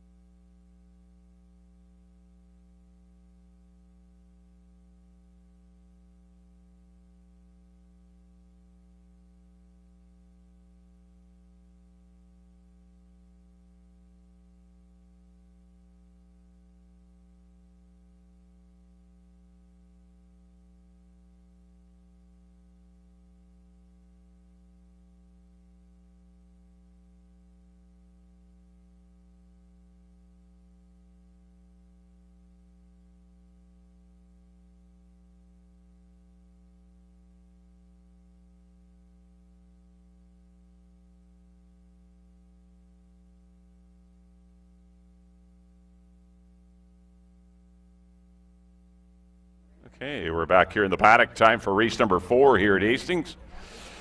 On a beautiful Sunday afternoon here in the greater Vancouver area. Warm temperatures, what do we got? 25 it says, but it just feels, well, the wind's keeping the temp down a bit, but it's pretty warm down here. They're shortening post parades, so if you like something, get up there. And the lineups aren't too bad for the wagering right now, but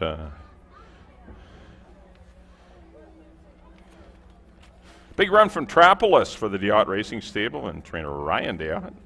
Antonio Reyes boots home Trapolis to win very easily. He was wide the whole race, didn't matter. He was best. He was good today. Class drop proved to be the needed tonic to get a victory. He's defeating Rolly Spirit, who ran great under Camille Santo for John Snow in the Willow Lake Farm. Of course, ran awesome, but just Trapolis was too good today. Barney Google slipped in there late for third to complete your 6-4-2 triactor. That was in race number 3. All right, the 4th race, as I mentioned, this has kick off the pick 4. Field is 6, a non-4 lifetime. Claiming price is $4,000. Number 1, Knopfler. This horse ran huge in his first up run. He was battling inside. He had horses on the inside and outside. He was just always under pressure, and he just held everyone off except the well-meant Mr. Quality, who did end up winning the money that day. I think this race is a lot easier for him. He's currently the 3rd choice at 3-1, but I like Knopfler in here. I think he's going to get the lead, or at least be close to it anyway. He's got every shot from there, but as long as that first race didn't absolutely exhaust him and take a lot out of him, so that coming back in 2 weeks on a hot day isn't going to, it might not run as well as he did 2 weeks ago. But if all things being equal, if he runs as good as he did 2 weeks ago, I think he's going to win this race. That's the 1, Knopfler. Karen Kellowan once again rides. 2 will be Vancouver's Hunter. He's an off-the-pace threat. He has no speed early. Look for him to be a back marker. He closed out 2022 with a nice win at going 1 mile and 1/16th, though. It's a little shorter for him. It's just his first run for his new connections. Hall of Famer Harold Barabee snagged this one for 5 Gs at the end of last year. Curry Powell has been doing the morning work, and he gets the call. 4, excellent. Actually, all 5 works on former. Brilliant. They're all very good for this caliber.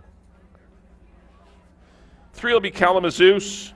Every once in a while, this guy sneaks up to run a good race for the Willoway Farms, which is Herb and Elaine Wilberg. And trainer Pat Jarvis. This horse is a neat horse. He's sneaky good. He was 5 for 9 in the money last year.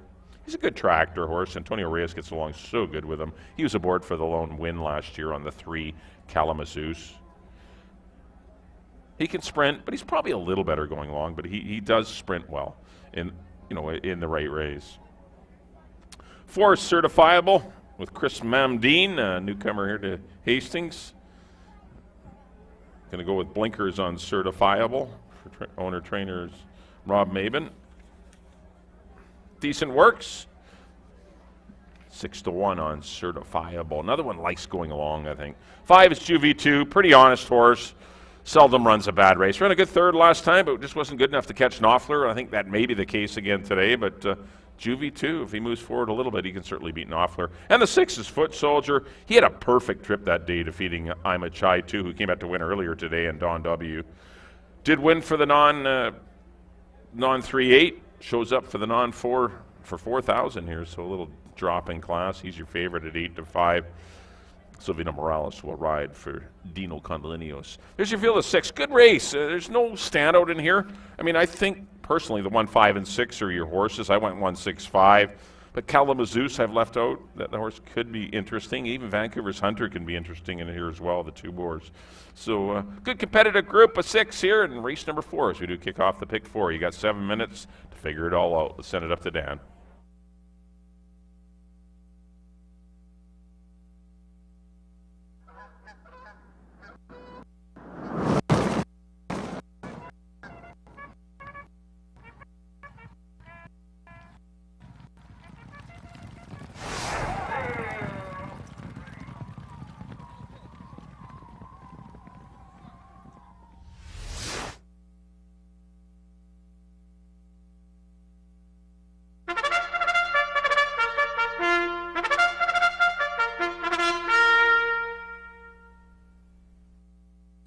The horses on the track at Hastings, race number 4.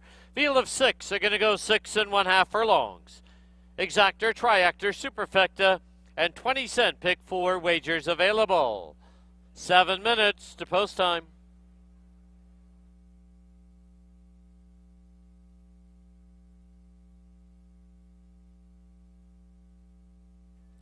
Here's the field. Number 1, Knopfler, owned by Stuart Spencer, the rider Kieran Kellawan. 2, Vancouver's Hunter, owned by Mr. and Mrs. Harold Barabee, the rider is Curry Powell. Number 3, Kalamazoo, owned by the Willoway Farms, Antonio Reyes up. 4, Certifiable, owned by Robin Sheena Maben, the rider is Chris Mamdeen. Number 5, Juvie 2, owned by High Stakes Thoroughbreds and John Snow. The rider's apprentice, Fraser Abley. And number 6, Foot Soldier, owned by the Hawaiian Shirt Guys. In the tack, Silvino Morales. 5 minutes to post time.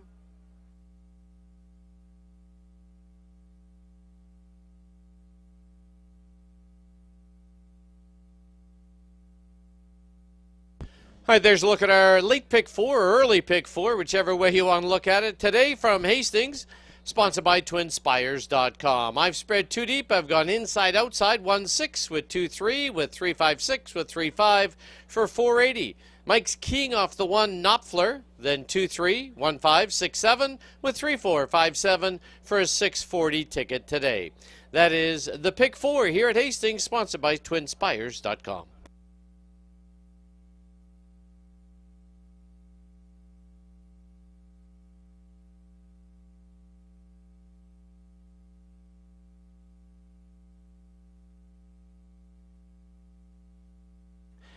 Let's go down to the paddock and Bailey Williams. Thank you, Dan. Just a quick note to everybody that number 5, Juvie 2, is returning to the paddock for a quick saddle adjustment here. I do have this gelding in my 3rd place.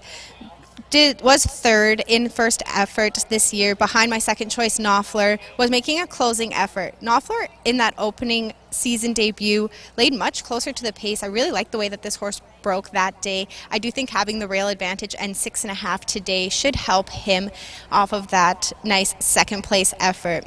However, I'm heading to the outside horse in here, Foot Soldier, 7-5 on the tote board. Dino Condolinius has had a great start to his season, had 11 horses start, 9 in the top 3 coming into this weekend. Him and Silvino Morales have teamed up to be 100% in the top 3, so it is a safe bet to make here in race number 4. I went 6-1-5 to kick off the pick 4.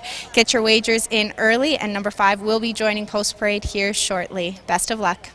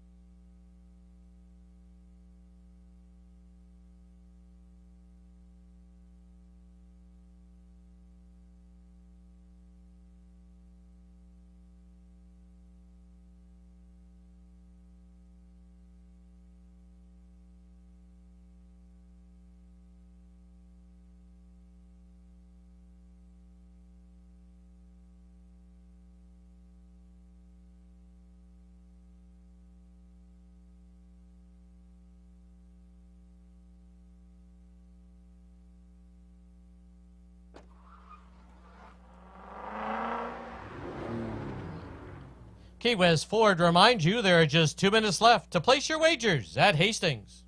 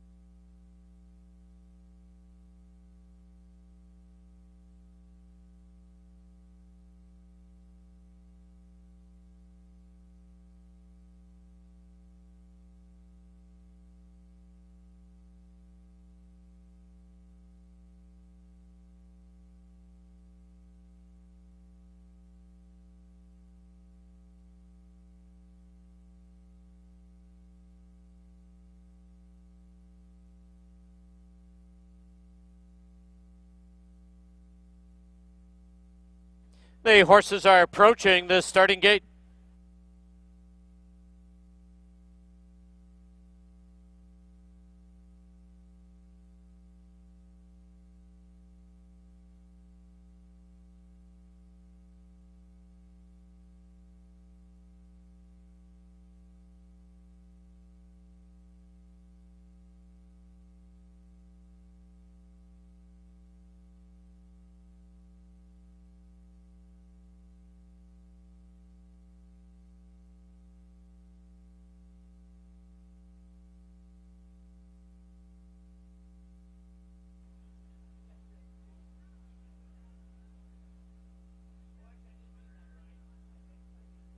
Loading in now for the 4th at Hastings. Certifiable, the first one up. Knopfler to the inside gate. Vancouver's Hunter goes in.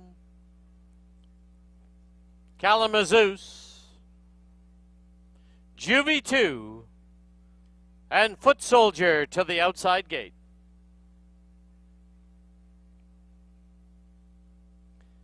Six in. They're at the post.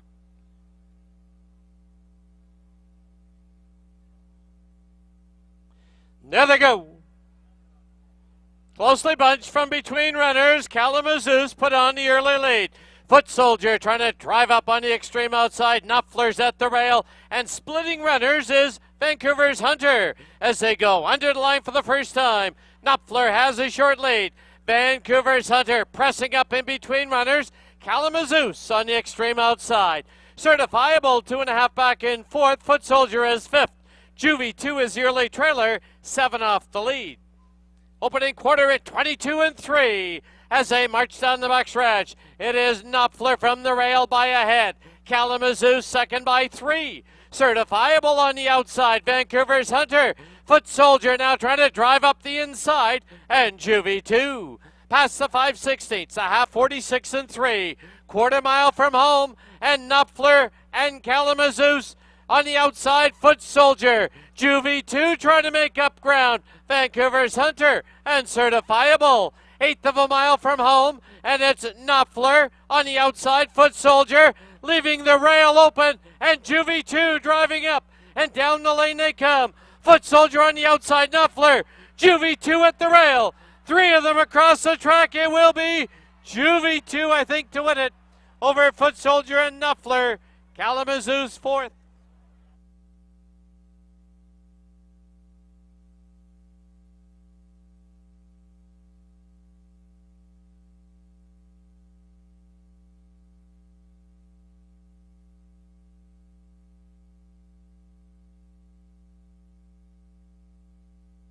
Photo sign has been posted. Please hold all tickets.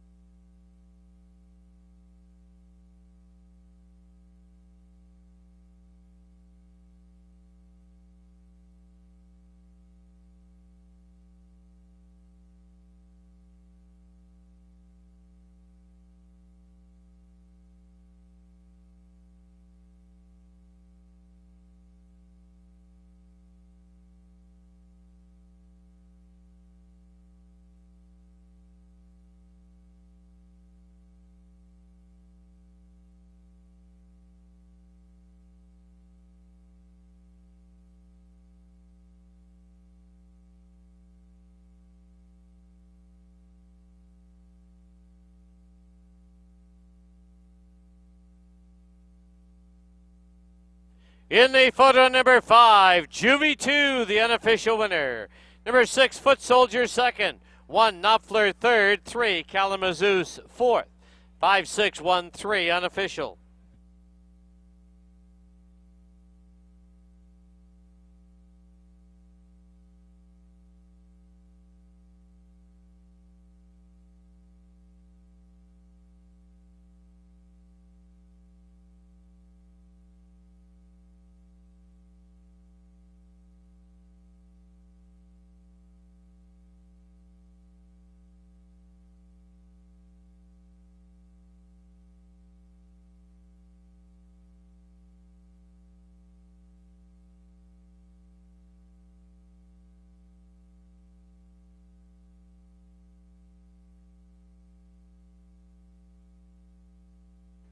In the winner's enclosure, the winner of race 4, number 5, Juvie 2.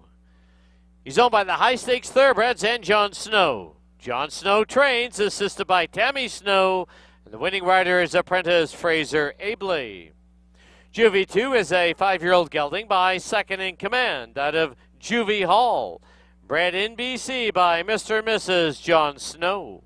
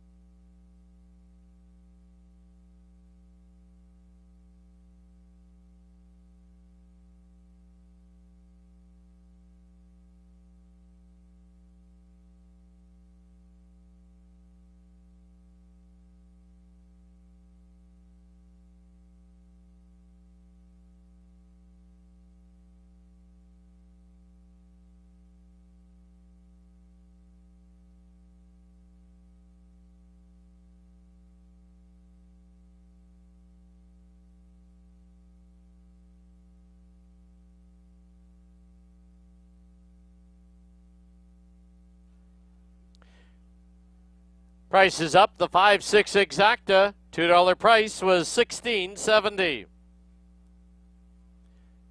$2 try 5-6-1 was $23.40. 20-cent super 5-6-1-3, $6.11.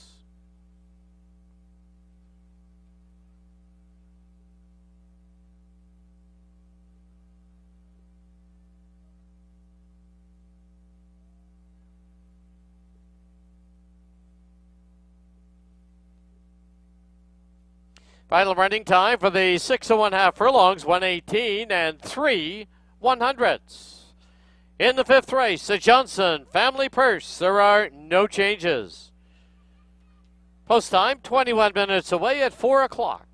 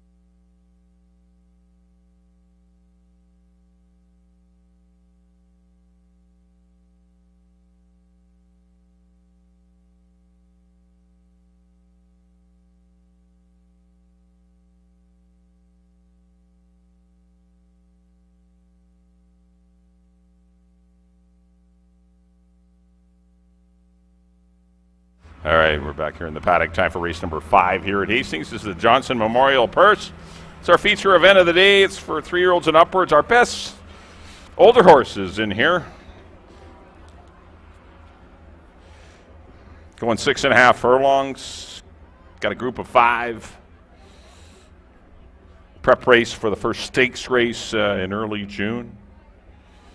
Kicking off your late pick 3 on races 5, 6, and 7.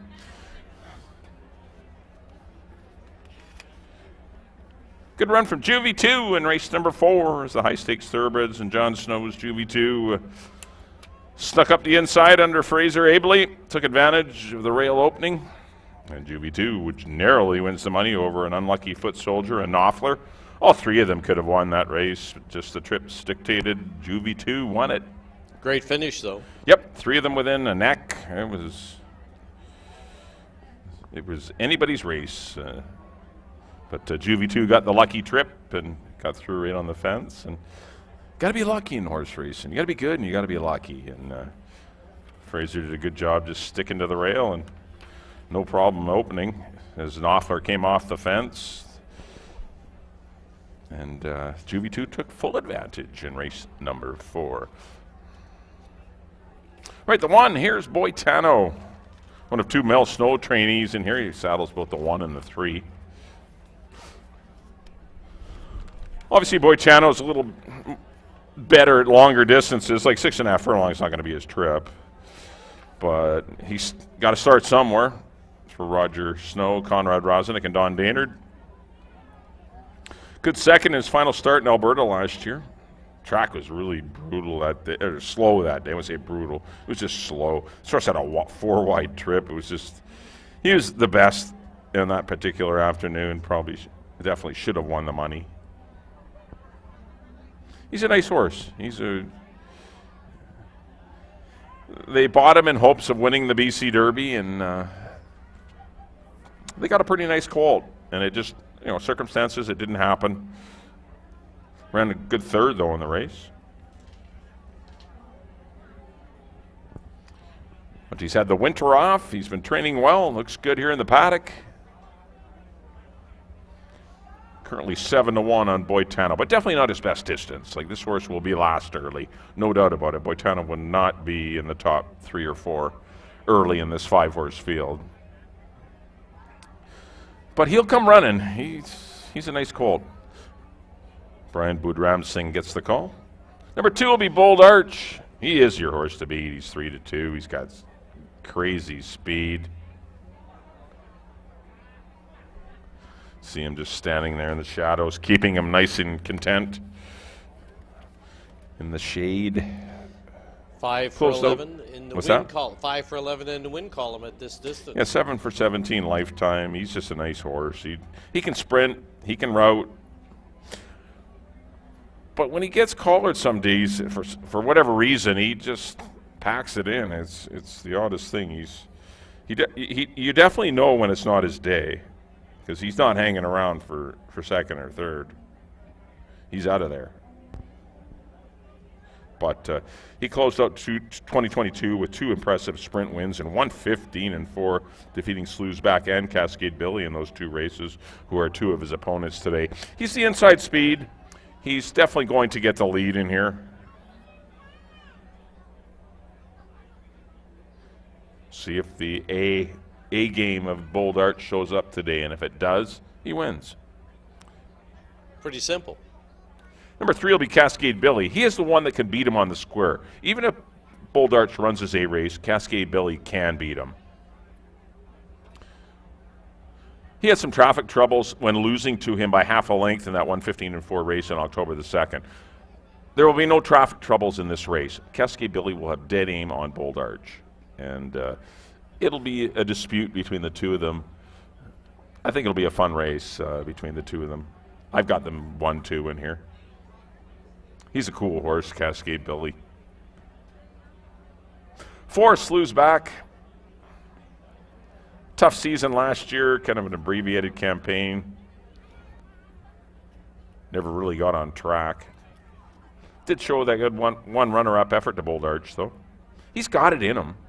I just don't see the pace scenario helping him today. That's my only issue with Slews-Back. Ability, absolutely. Slews-Back is good enough.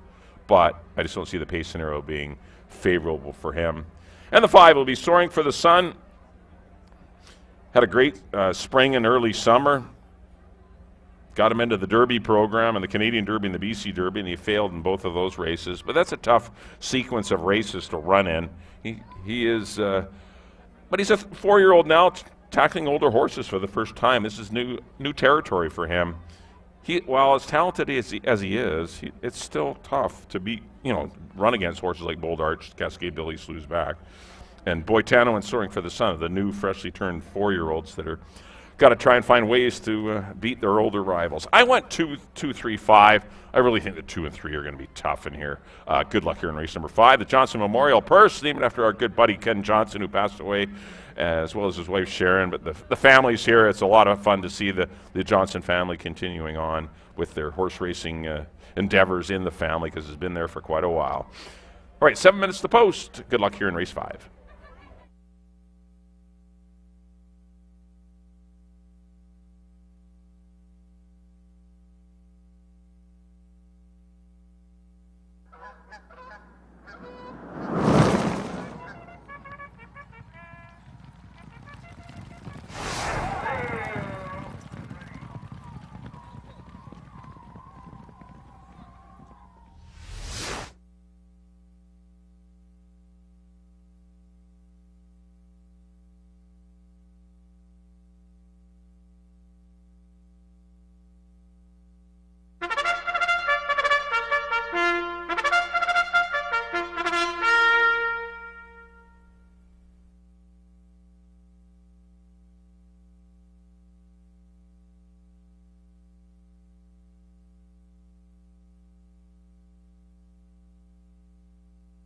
The horses on the track at Hastings, race number 5. This is the Johnson Family Purse.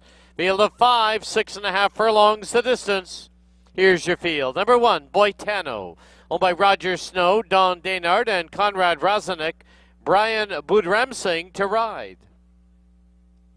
Number 2, Bold Arch, owned by John and Kim Morrison and Robin Sadler. Silvino Morales aboard. 3, Cascade Billy, owned by Don Daynard and Mel Snow. The riders Kemal Santo. 4, Slews-Back, owned by the Foundation Stable. Scott Williams up. And the 5, Soaring for the Sun, owned by Dave and Sylvia Gregory. The riders Amadeo Perez. 5 minutes to post time. Last opportunity to buy any 50-50 tickets for the downtown Eastside Neighborhood House, located at the winner's enclosure under the white tent.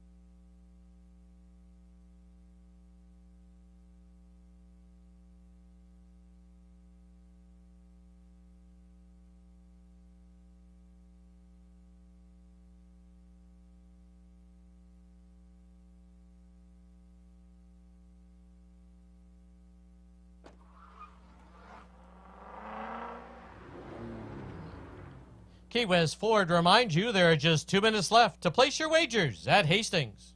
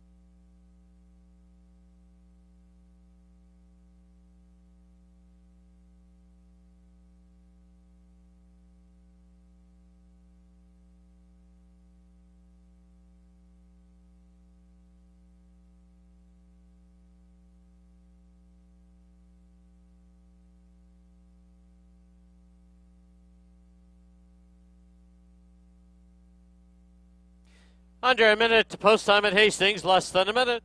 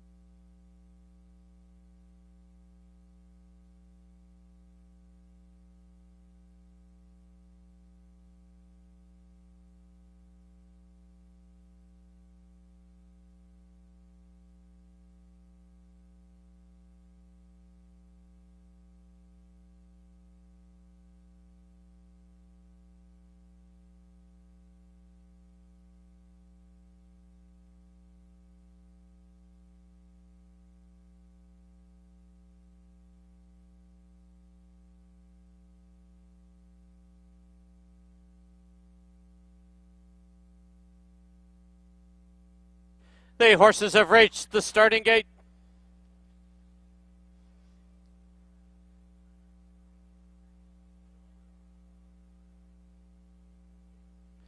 Loading in now for the 5th at Hastings, the Johnson Family Purse. Boitano, the first one up. Bold Arch goes in. Cascade Billy. Slews back. And Soaring for the Sun. 5 in. They're at the post. Slews back a little fractious. There they go. From the outside, Soaring for the Sun, now knifing his way through. Here's Bold Arch and Cascade Billy on his outside. As they pass by us now for the first time, it is Bold Arch from the rail with the lead. Cascade Billy will not let him get too far away. 2 lengths back is Slews back. at the rail, soaring for the sun. Boitano is the early trailer, 7 off the lead. As they run to the half-mile mark, opening quarter in 22 flat as they head for the backstretch. Bold Arch by a neck right there. Cascade Billy second now by 3. Soaring for the sun third by 3. Slews back and Boitano the trailer. As they head towards the 5/16 mark, Bold Arch, Cascade Billy, they're locked together. 2.5 lengths back, soaring for the sun is creeping closer in third. Then a big break of 4 to Boitano and Slews back. Half, a rapid 44 and 4. They're midway on the turn. Bold Arch, Cascade Billy, and here comes Soaring for the Sun to make a party of 3. And down the lane they come. Soaring for the Sun, Cascade Billy, Bold Arch is thrown in the towel. Soaring for the Sun, Cascade Billy trying to battle back. It will be Soaring for the Sun, Cascade Billy right together. Boitano will be third.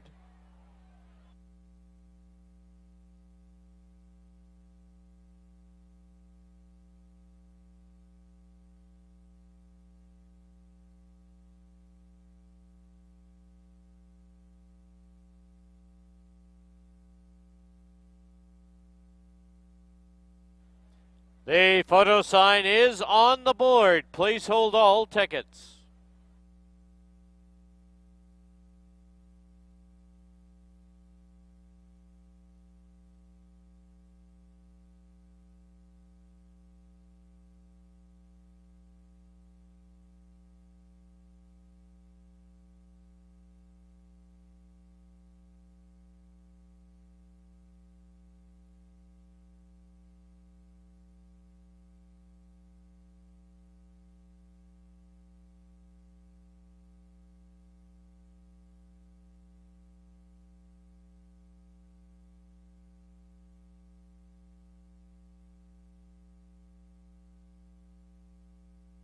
In the photo number 5, Soaring for the Sun, the unofficial winner. Number 3, Cascade Billy second. Number 1, Boitano third. Number 4, Slews back fourth. 5-3, 1-4 on the board.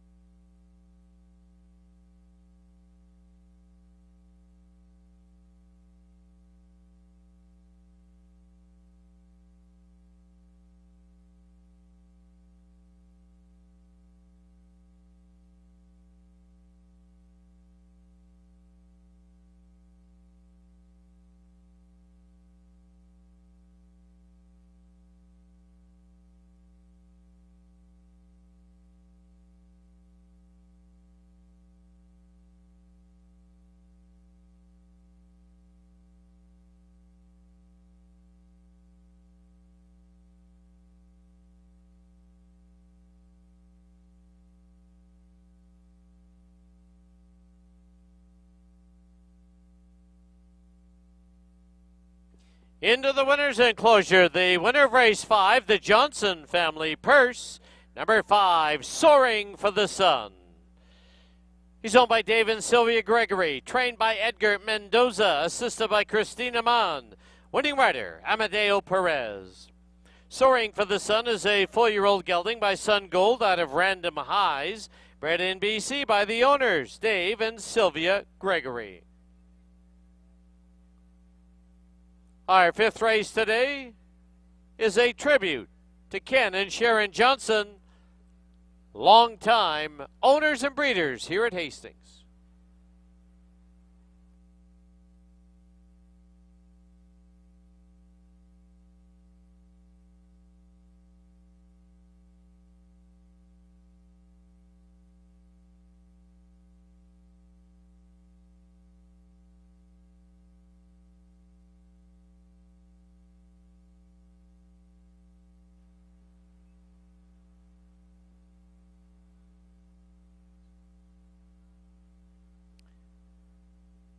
The 5-3 exactor $2 price was $25.90.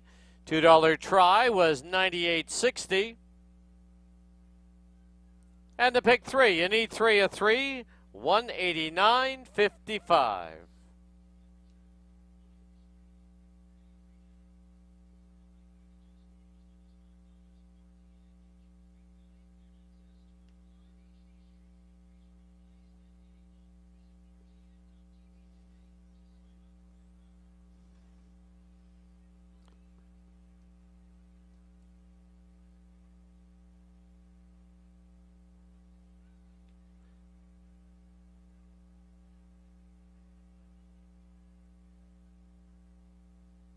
Now it's time to go trackside for special interviews. Let's go down to Bailey Williams.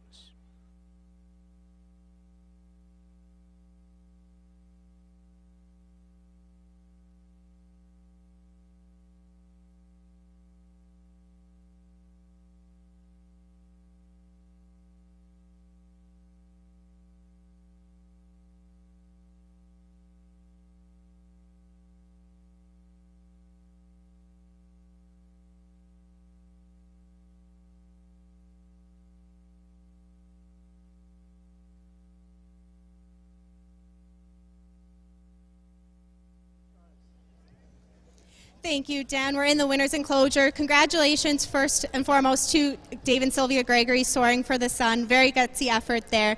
We are in the winner's enclosure to make a special presentation to Lyle and Mark Johnson, 2 sons of the late Karen and Sharon Johnson. Lyle and Mark, along with their families, are still very active members in our racing community, involved both in racing and breeding. Joining the Johnsons are longtime trainer for the family, Terry Clyde. Terry is the daughter of the Johnsons' very first trainer, Heather Clyde. The Johnsons' current trainer is Keith Peterson, who is also here to make the presentation. So thank you on behalf of all BC Racing for carrying on the Johnson family name. And I know Terry has prepared a few words to thank the family. I'd just like to thank the family for being so passionate about horse racing in British Columbia. And we had a lot of fun and a lot of really good memories. Every race we won for Ken and Sharon, it was celebrated like it was the Derby. Big parties in the barn and just a big celebration.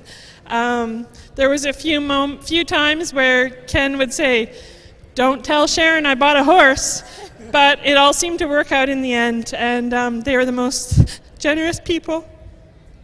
And part of my family. Thank you. Thank you, Terry. We got a little bit of emotions going all throughout, and that's what it is all about. I know Keith told me no right off the bat, but thank you, Keith, for keeping the memory going with the family. Thank you. Back to you, Dan.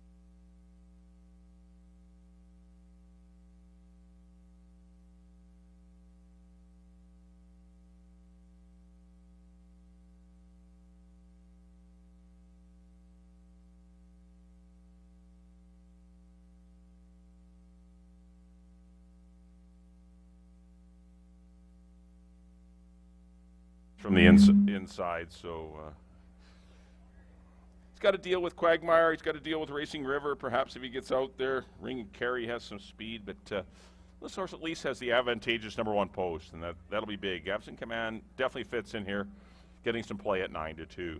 Number 2 will be You Don't Own Me for the Minnaloushe Stables and Dave Milburn.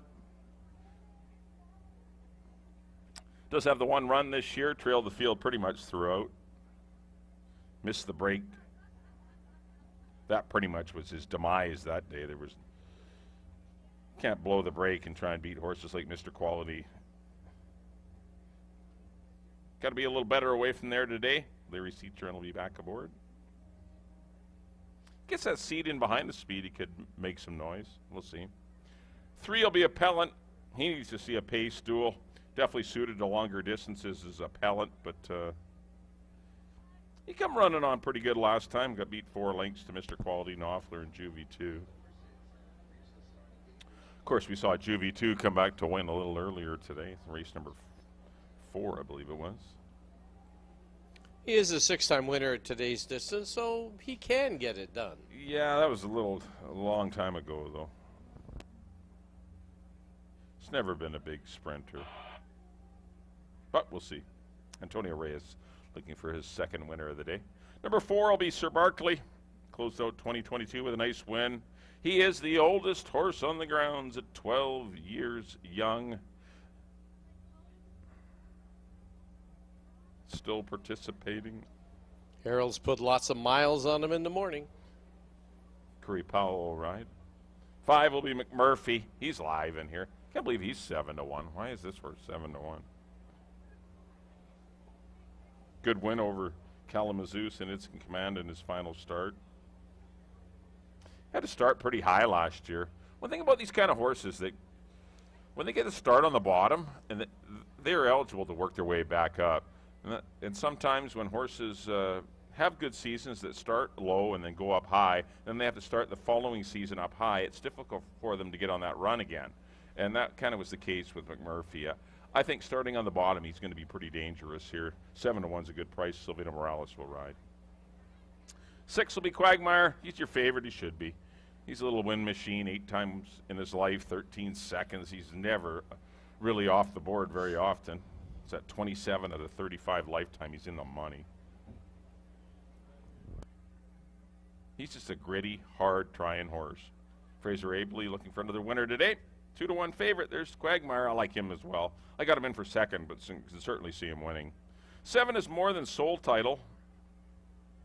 I didn't pick this horse top 3, but I could certainly see him doing some damage. He's coming from obviously a different locale, and running against tough horses at Presque Isle and then at Turf Paradise on the dirt when he was in the Robertino Diodoro barn and the Greg Eidchen barn, as well as back in Robertino's. 8 is Racing River. He needs a trip. That's the only thing with the 8, Racing River. He's got to get some sort of a trip. Maybe in the outside post he will get one. Scott knows him well. We'll see if he improves today off of that performance last time. And number 9 will be Ring of Carry. First start of the season. Work tab's pretty good for Robbie Henson and the Hammer Racing stable. The post is a little difficult, though, because he does need position. Karen Kello on up. I went 5, 6, and 1. I think those are your 3 horses in here. If you had to have a stranger, maybe the 7 More Than a Soul Title or the 8 Racing River.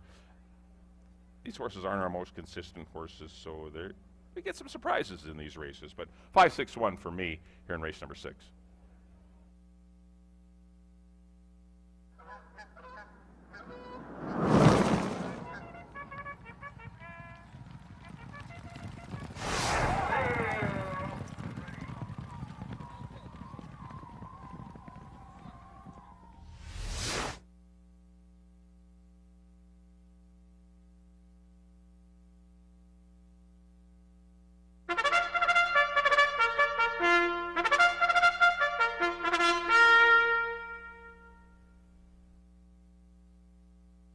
Hey, horses on the track at Hastings, race number 6, field of 9, scratch the 10. Here's your field number 1, Avs in Command, owned by the Sasquatch Stables and the Dreamtime Stable. Jose Gomez riding. Number 2, You Don't Own Me, owned by the Minnaloushe Stables and Dave Milburn, Leary Cicheran aboard. Number 3 is Appellant, owned by Helen Jewell, the rider Antonio Reyes. Number 4, Sir Barkley, owned by Mr. and Mrs. Harold Bearby, the rider Curry Powell. Number 5, McMurphy, owned by Robin Sheena Maben, Silvino Morales up. 6, Quagmire, owned by Laurie Henson, Helen Climbs, and Sharon Pring. Apprentice Fraser Ailby aboard. Number 7, More Than Soul Title, owned by Jordan Froelich, the rider Amadeo Perez. 8, Racing River, owned by Michelle Roberts Henson and Mark McGuinness. Scott Williams up. And the 9, Ring of Kerry, owned by the Hammer Racing Stable. The rider is Kieran Kellawan. 5 minutes to post time.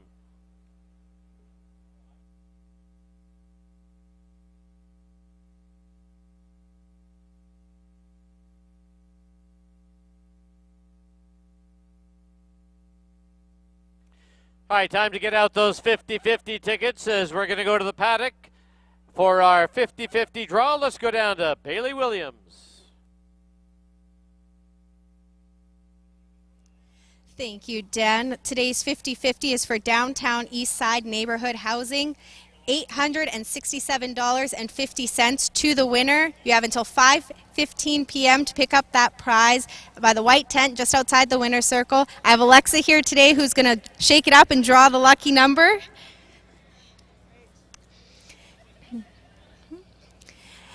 And the winning ticket number is 271-39526. Again, that's 271-39526. So 5:15 to pick up your prize just outside the winner's circle. Best of luck to the winner.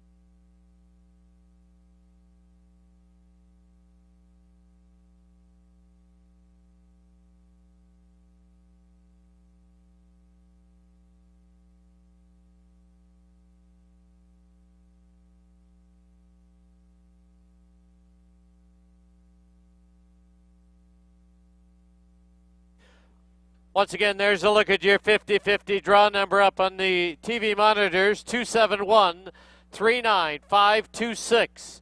It's worth $867.25. You may claim your prize at that white tent located just outside the winner's enclosure, and you have until 5:15 to claim your prize.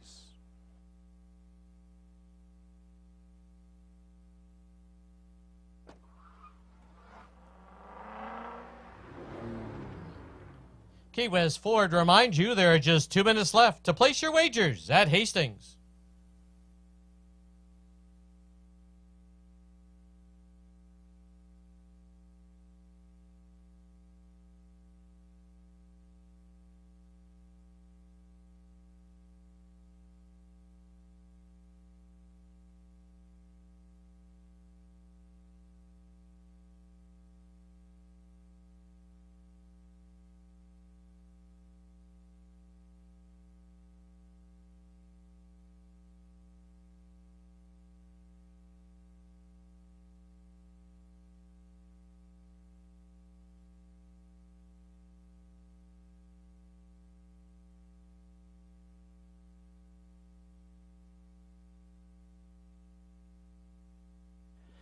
Under a minute to post time at Hastings, less than a minute.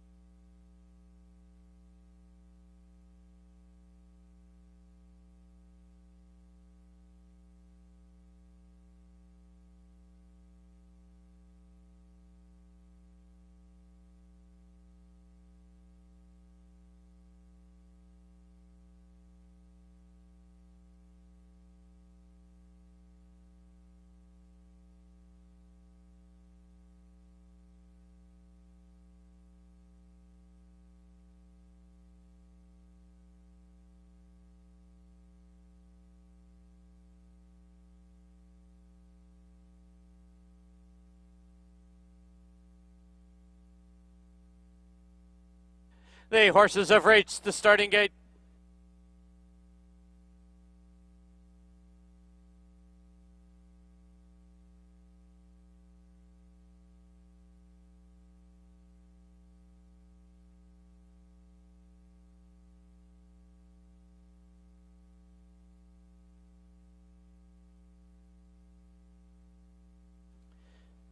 Loading in now for the 6th at Hastings. Avs in command. The first one up to the inside gate.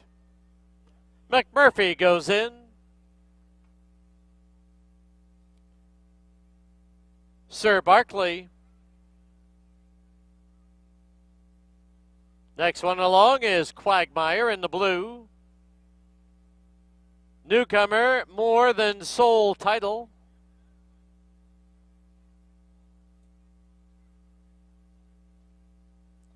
Racing River in the red. Ring of Kerry to the outside gate. 2 left to load. After that, it's Appellant and You Don't Own Me.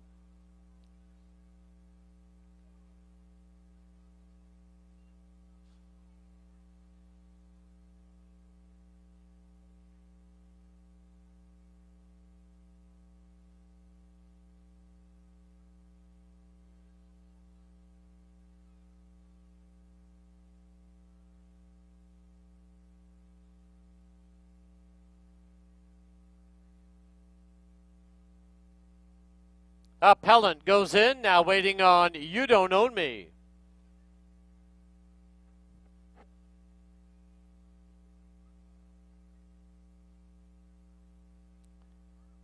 You Don't Own Me, up and in, 9 in. They're at the post.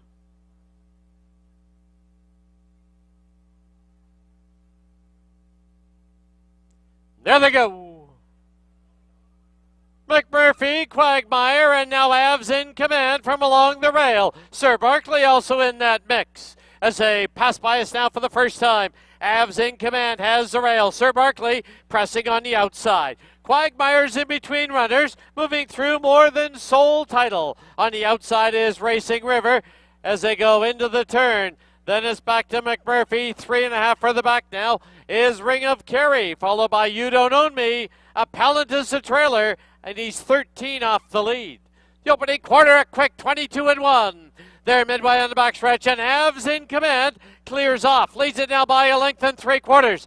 At the rail, it's Sir Barkley on the outside. More Than Soul Title. Followed by, on the outside, Racing River. At the fence is Quagmire. Then it's McMurphy. On the inside is Ring of Kerry. They went through the half, 45-2. Midway on the turn, they still have to come and catch. Avs in command. Racing River, More Than Soul Titles in between runners, and down the lane they come. Avs in command's under pressure. More Than Soul Title has the lead now. It's More Than Soul Title with the lead. And here comes a late run from Ring of Kerry, but More Than Soul Title to win it. Ring of Kerry second, Avs in command third. Racing River fourth.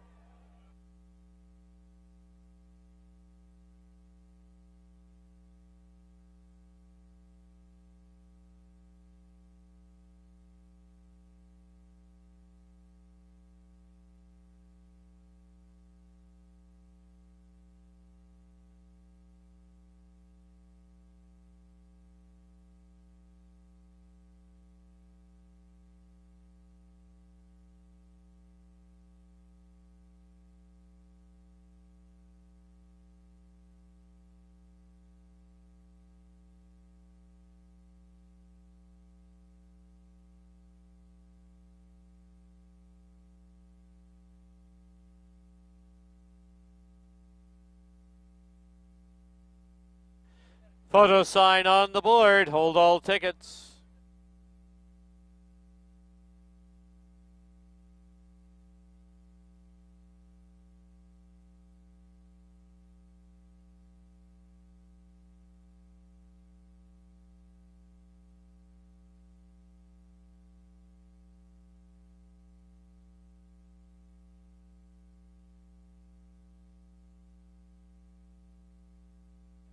Indy photo number 7, More Than Soul Title, the unofficial winner. Number 9, Ring of Kerry second. Number 1, Avs in Command, third. Number 8, Racing River, fourth. 7918 on the board.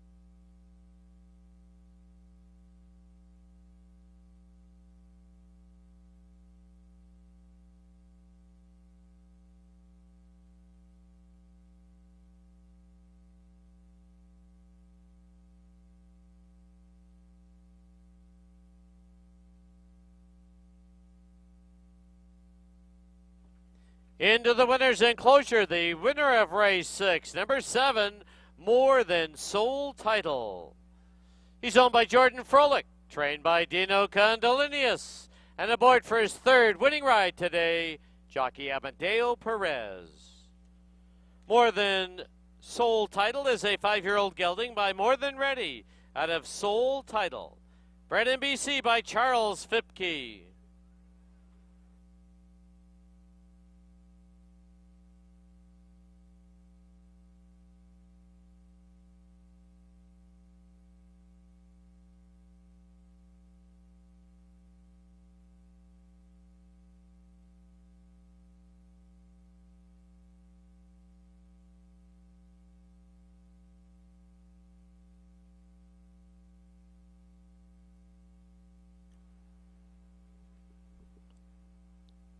$7.9 exacta was $64.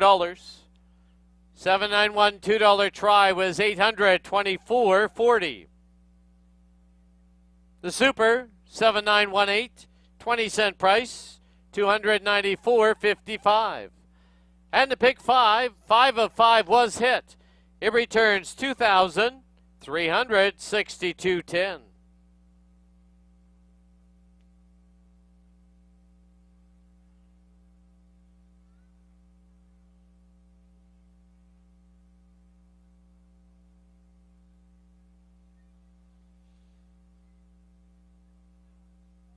Final running time for the 6 1/2 furlongs, 1:18 and 52/100. In the 7th and final event, number 1, Gray to Go, is 1 over. Number 3, Rimfire, 2 over. Number 5, YVR, should be in for the claiming price of $20,000. Post time 19 minutes away at 5 o'clock.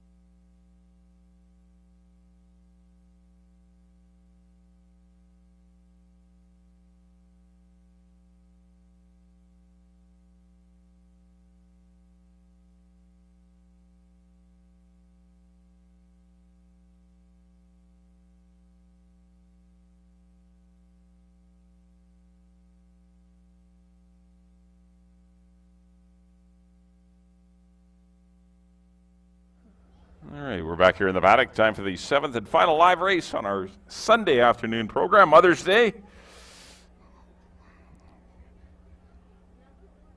Seen a lot of mothers in attendance today. It's great to know that when sons and daughters want to take their moms somewhere, the racetrack is still something mom wants to do, and that's cool. There's a lot of mothers here today and their kids, and that was cool. It's been a great atmosphere today. Good racing. Got one more live one for you. Field of 8. $16,000 claimers. They're on 3 lifetime. They're going to go 6.5 furlongs.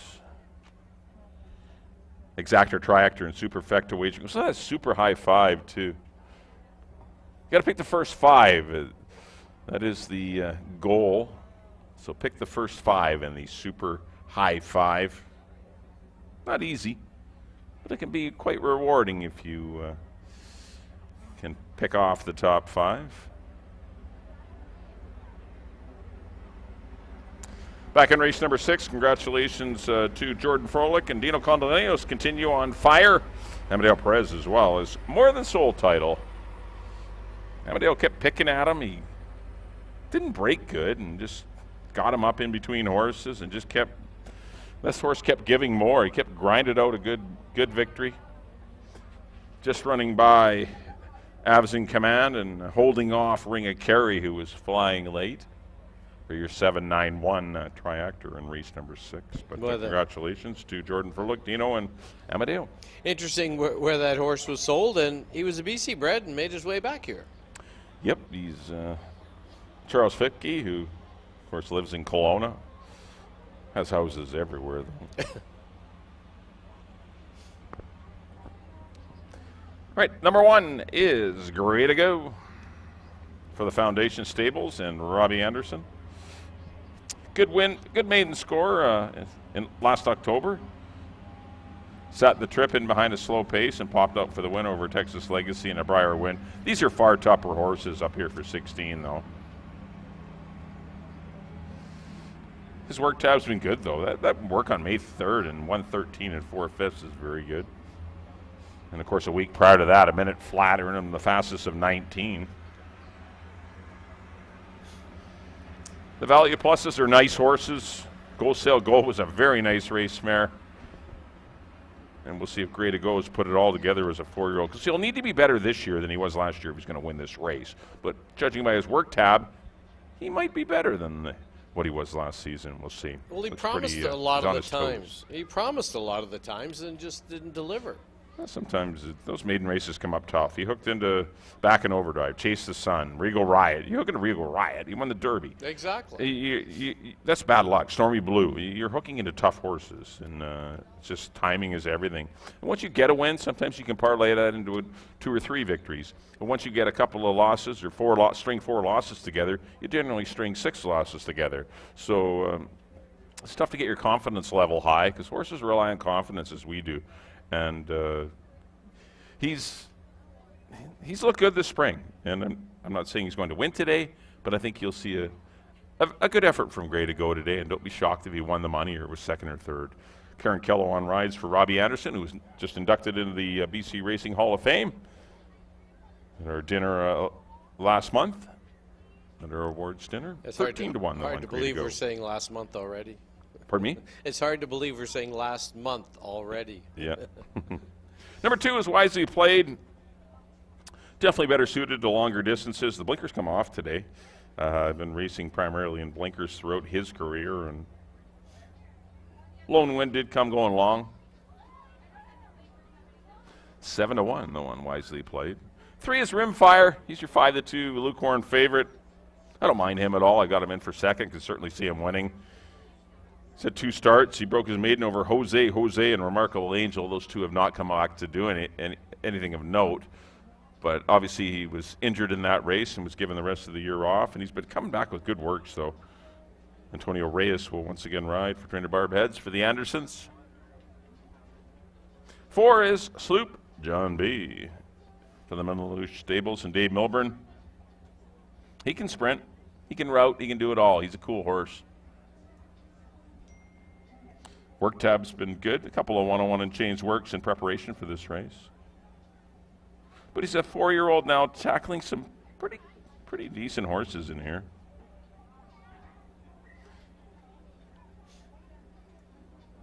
He's 10-1. I think the fans are kind of unsure of his status today. 5 is YVR. He's probably your horse to beat, 9-2 on the board. He might end up going off as the favorite or close to co-favorite. He's a pretty good sprinter. He ended up changing.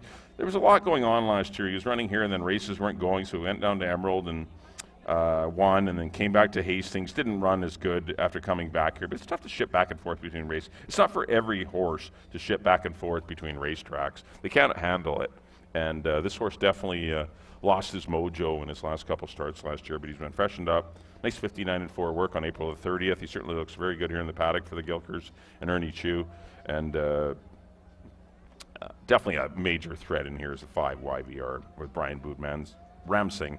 Number 6 is Country Cowboy. Good second in his final start last year against Valuable Cowboy, the old Cowboy Exactor, to close it out on closing weekend. Work tab's been good for Mark Kluche. Doesn't have speed though, but he does have a pretty good late kick. Getting a lot of play at 7-2, kind of surprised with that, because those were straight 3-year-old races he was running in. Those are considerably easier than the non-2, non-3s for 16 against older horses are tough. And he's in a pretty salty category here. Number 7 is Clim to Glory. Getting some play at 5-1. Why not? Jordan Froelich and Dino Condolinos are kicking butt here again this weekend, and the horses that they brought up are doing quite well. Work tab's been very good. Nice minute and 2/5 work on April 23rd. Will debut in blinkers and a shadow roll here. I don't know, just mixed reviews on him today. And here's another Dino Condolinos runner, the 8, Better Tone. He's got no speed. He'll come running on late, though. Definitely in with a good chance, if the pace is hot. I just don't see the pace being hot. I see the two speed horses here, the 3 and the 5, and that's it. And I just see the pace being comfortable, and those horses will have no excuses, the 3 or the 5, if they don't win today. Better Tone currently sitting at 16-1. I went 5-3-4, but I think all 3 of them are interchangeable. Good luck here in the finale. Thanks, everyone, for coming out. It's been a fun day. Hopefully you've made a little money or at least cashed some tickets today. Let's send it up to Dan for the post-parade of our 7th and final. Don't forget, we're running here next Saturday, Preakness Day at 2 o'clock next Saturday, May the 20th. We'll see you there at 2 o'clock.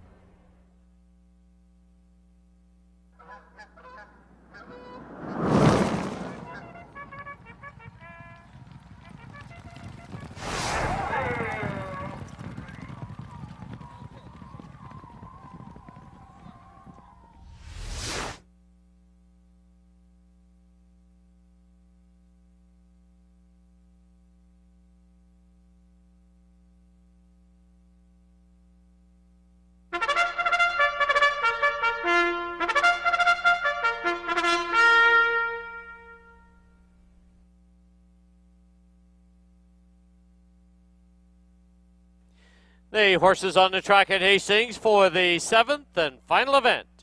Field of 8 to go, 6 1/2 furlongs. Exactor, Triactor, Superfecta, and Super High 5 wagering. No carryover in the Super High 5. Post time in 6 minutes. Here's the field. Number 1, Gray to Go, owned by the Foundation Stables. The rider, Kieran Kellewan. 2, Wisely Played, owned by Warren Wilson, June Sutherland, Neil Stachkowski, Barry Hickman, and Leslie Small. Scott Williams up.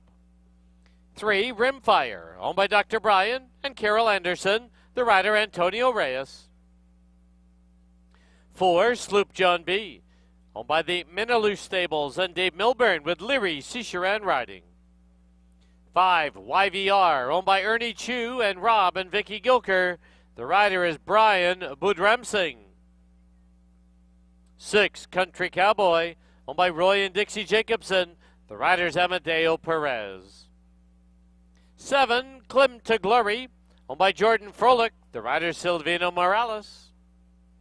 And number 8, Better Tone, owned by Kent Bird and Dino Condolinius.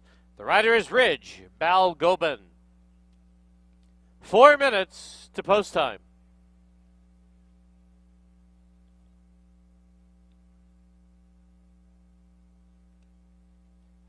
All right, as we close out our Sunday card, let's go down to the paddock for the final time, and Bailey Williams. Thank you. Just 4 minutes to place your wagers here on the finale. Field of 8 to go to the gate. I went 3-8-2 in here. Number 2 wisely played, getting a little bit of value with him today. I like the blinkers came off for this start. They did a lot of gate schooling with him. He did waste a little bit of his energy last year trying to get in the gate. If he's able to load as well as he has in the morning, I think that that'll help improve his racing ability here. Number 8, Better Tone. First start last year was the only victory for this now gelding. I do like his composure here in the paddock today. A lot of them were quite warm and he was still staying nice and cool and composed in here. And number 3, Rimfire. Very impressive work tab for this 4-year-old. Very lightly raced, only had the 2 starts last year. The first one was a little bit of a trying effort, but then he came right back with the maiden victory. I went 3-8-2 here in the finale. You got 3 minutes to make your wagers. Thank you for joining us, and happy Mother's Day to everyone.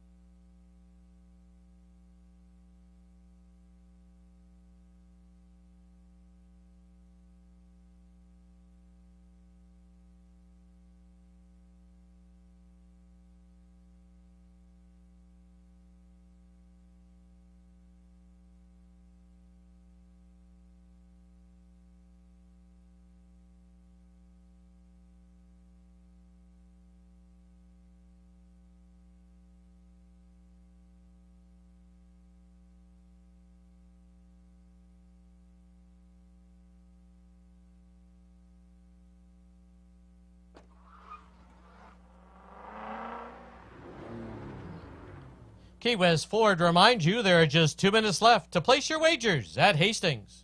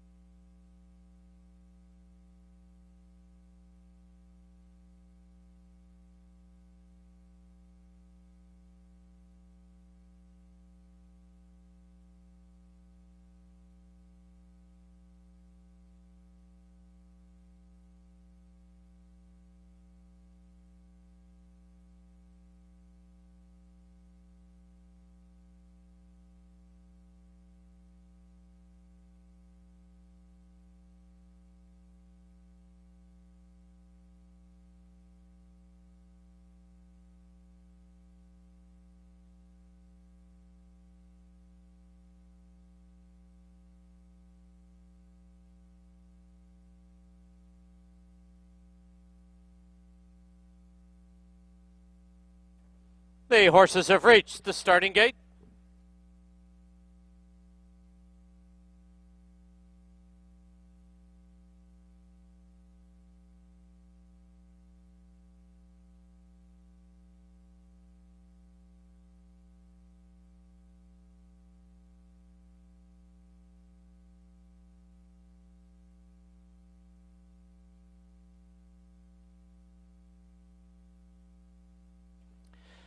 Loading in now for the nightcap as we wrap up our Mother's Day card here at Hastings. Inside gate is Gray to Go. Wisely Played goes in. Rimfire comes up.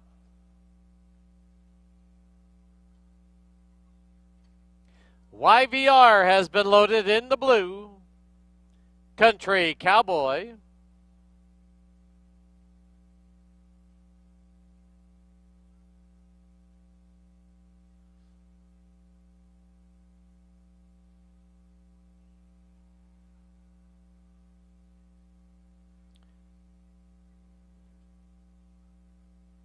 Klimt to Glory, gate 7. Better Tone to the outside. Last one up is Sloop, John B. 8 in, they're at the post. There they go. Sloop, John B. sent right off for the early lead. Grade to go down on the inside, and here's YVR ranging up on the outside. As they go under the line for the first time, YVR on the outside and Sloop John B at the rail. They've opened up 2.5 on Gray to Go in third, followed by Country Cowboy in fourth. Then it's Rimfire in fifth. From the outside, Klimt to Glory at the rail, Wisely Played, and Better Tone the trailer. As they turn for the backstretch, opening quarter, 22 and 2. As they head down the backstretch, YVR on the outside pops ahead in front. Sloop John B second now by 4. It's Gray to Go in third. Country Cowboy fourth. Klimt to Glory's on the outside in fifth. Then it's back to Rimfire, Better Tone, and Wisely Played. They've reached the far turn, quarter to home, half 45 and 4. And YVR now clears off by a length and a half. Here comes Gray to Go, ranging up on the outside. Rimfire is right there, and Klimt to Glory. As they turn for home, it's YVR with the lead. And down the lane they come. YVR, Rimfire, Klimt to Glory on the outside. YVR, here's Klimt to Glory going right on by. Klimt to Glory to win it. Rimfire second. It'll be YVR third, Country Cowboy fourth. I think it's Gray to Go to complete the Super High Five.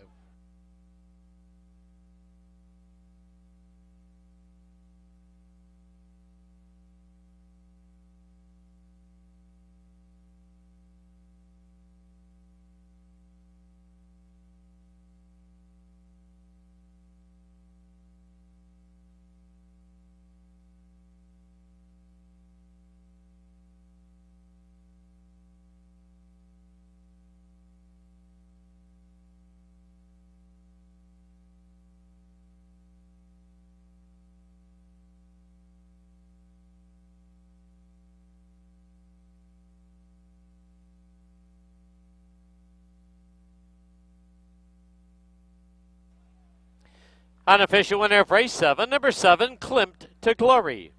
Number 3, Rimfire second. Number 5, YVR third. Number 6, Country Cowboy fourth. And number 1, Gray to Go completes the Super High Five.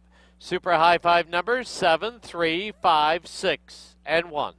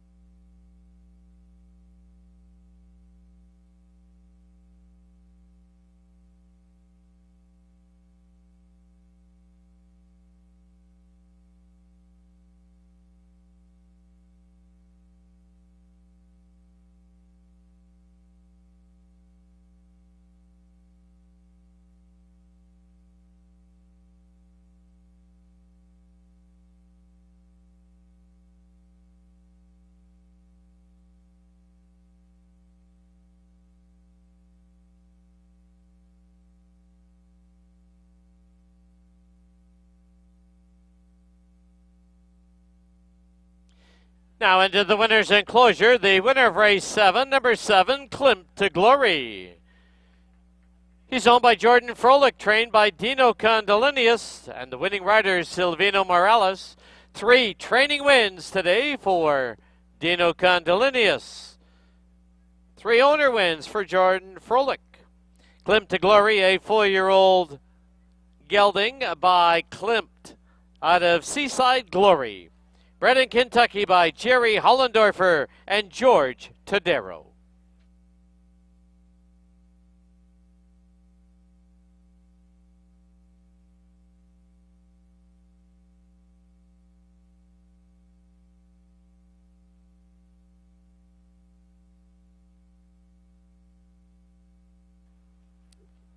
Price is up on the board. The 20-cent high five returns $200.69.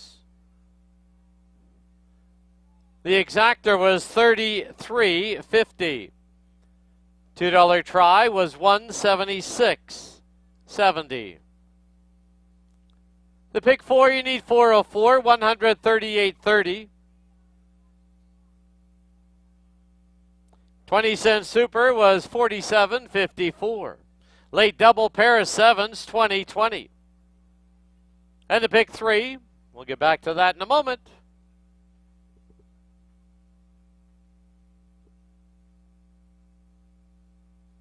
Pick 3 returned $215.85. That is the dollar price. Final running time, 1:18 and 5/100ths. That'll wrap up our Mother's Day card here at Hastings for this Sunday afternoon. Don't forget, we do have simulcasting through the mid part of this evening, as well as our gaming floor is open. Live racing resumes this coming Saturday, Preakness Day, from Pimlico Racecourse in Baltimore, Maryland. First race of the live card, 2 o'clock. Preakness Stakes, post time approximately 3:50 Pacific time. Thank you for watching and wagering on Hastings Racecourse. Drive safely. See you soon. Good night.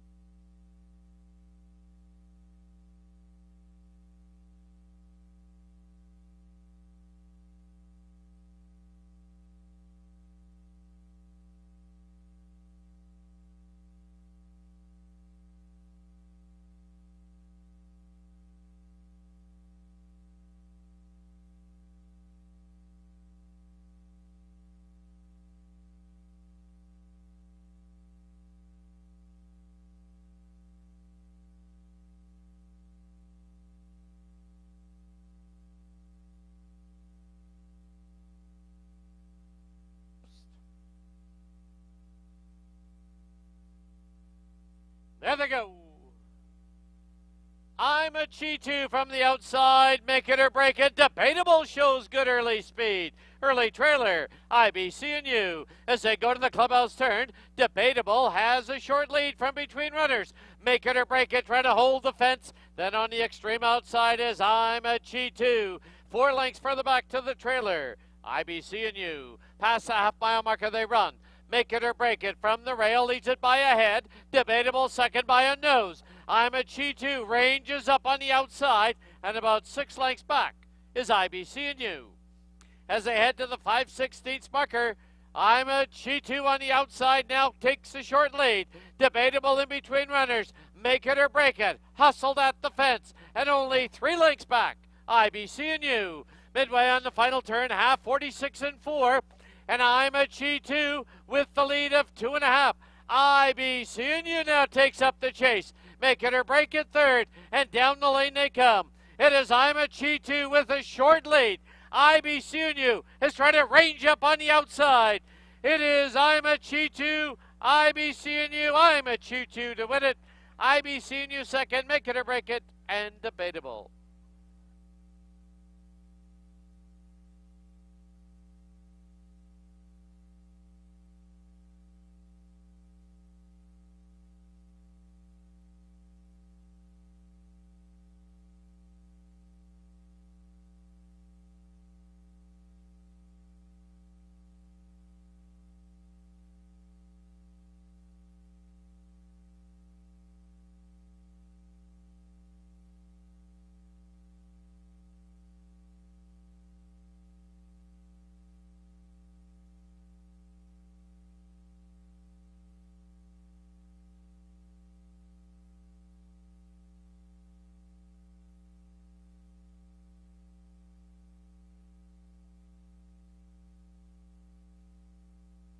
There they go.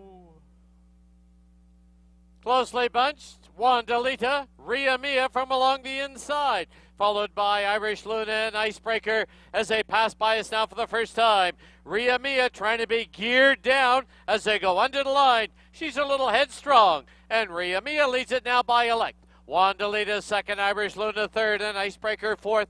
Into the clubhouse turn they go. Ria Mia with that lead. Wandalita won't let her get too far away. Irish Luna down towards the inside, only a length and a half off it in third. And 2.5 for the back is Icebreaker in fourth. Opening quarter, 23 and 2. Soft fraction as they go past the 3/8 marker. Ria Mia leads it by a head. Wandalita comes to call on the outside. Irish Luna third by 2.5. And Icebreaker fourth. The half, 47 and 2. Midway on the turn, Wandalita now pokes ahead in front. Ria Mia, though, game at the rail. Irish Luna just biding her time, and Icebreaker fourth.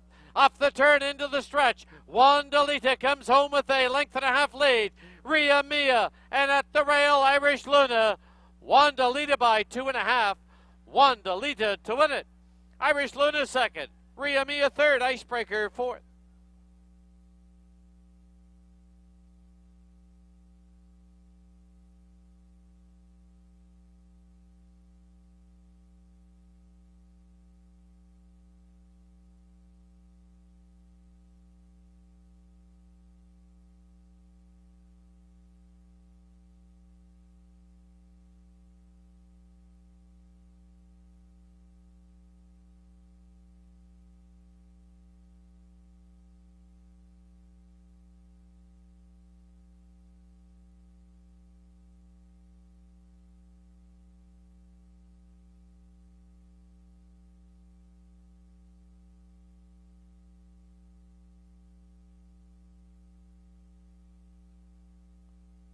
There they go.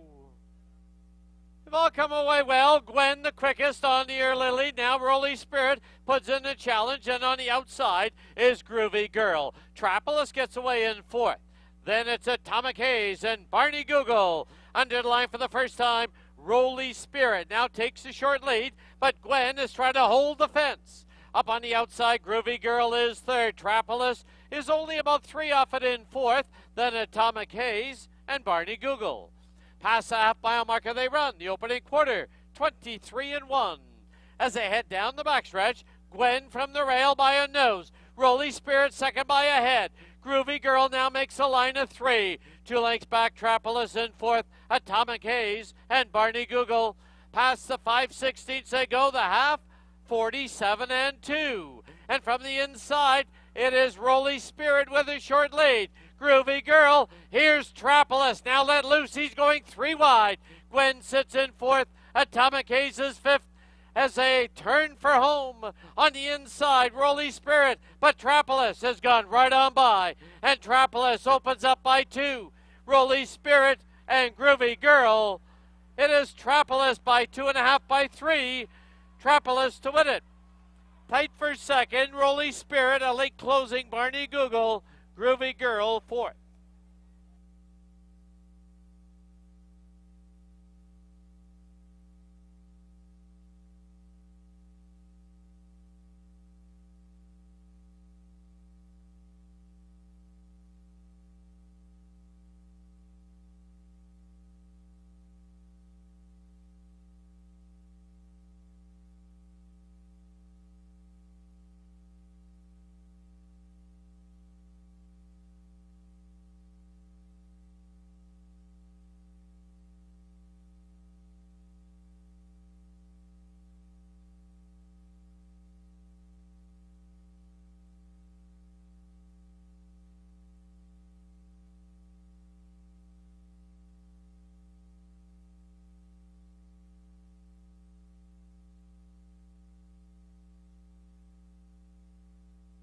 There they go.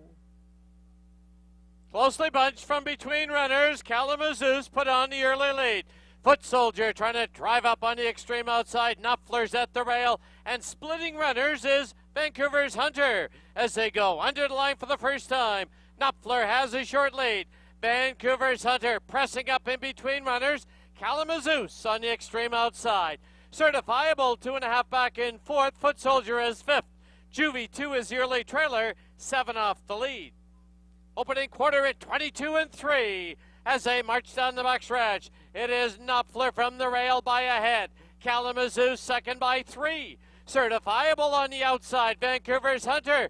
Foot Soldier now trying to drive up the inside. And Juvie 2. Past the 5/16, a half, 46 and 3.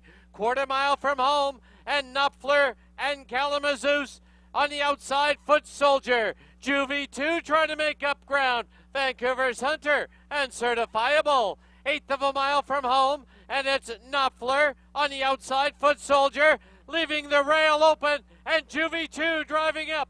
And down the lane they come. Foot Soldier on the outside. Knopfler. Juvie 2 at the rail. 3 of them across the track. It will be Juvie 2, I think, to win it. Over Foot Soldier and Knopfler. Kalamazoo's fourth.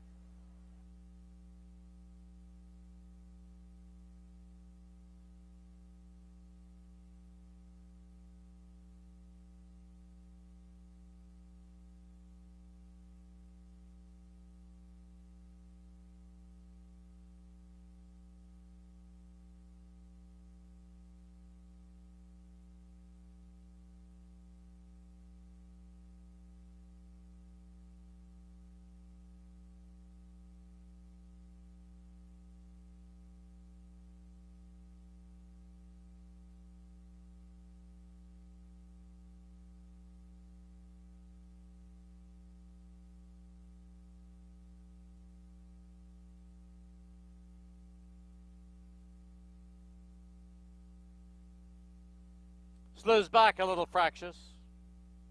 There they go. From the outside, soaring for the sun, now knifing his way through. Here's Bold Arch and Cascade Billy on his outside. As they pass by us now for the first time, it is Bold Arch from the rail with the lead. Cascade Billy will not let him get too far away. 2 lengths back is Slough's back. At the rail, soaring for the sun. Boitano is the early trailer, 7 off the lead. As they run to the half-mile mark, opening quarter in 22 flat as they head for the backstretch. Bold Arch by a neck right there. Cascade Billy second now by 3. Soaring for the sun third by 3. Slough's back and Boitano the trailer. As they head towards the 5/16 mark, Bold Arch, Cascade Billy, they're locked together. 2.5 lengths back. Soaring for the Sun is creeping closer in third. Then a big break of 4 to Boitano and slews back. Half. A rapid 44 and 4. They're midway on the turn. Bold Arch, Cascade Billy, and here comes Soaring for the Sun to make a party of 3. And down the lane they come. Soaring for the Sun, Cascade Billy, Bold Arch is thrown in the towel. Soaring for the Sun, Cascade Billy trying to battle back. It will be Soaring for the Sun, Cascade Billy right together. Boitano will be third.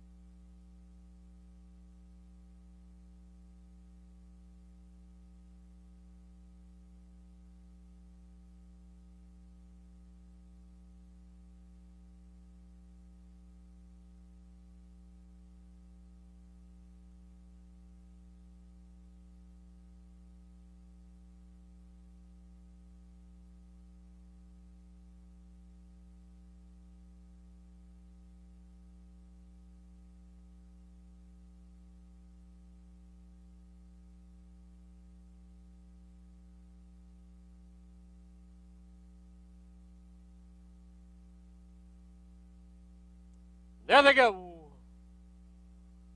McMurphy, Quagmire, and now Avs in command from along the rail. Sir Barkley also in that mix. As they pass by us now for the first time, Avs in command has the rail. Sir Barkley pressing on the outside. Quagmire's in between runners, moving through More Than Soul Title. On the outside is Racing River as they go into the turn.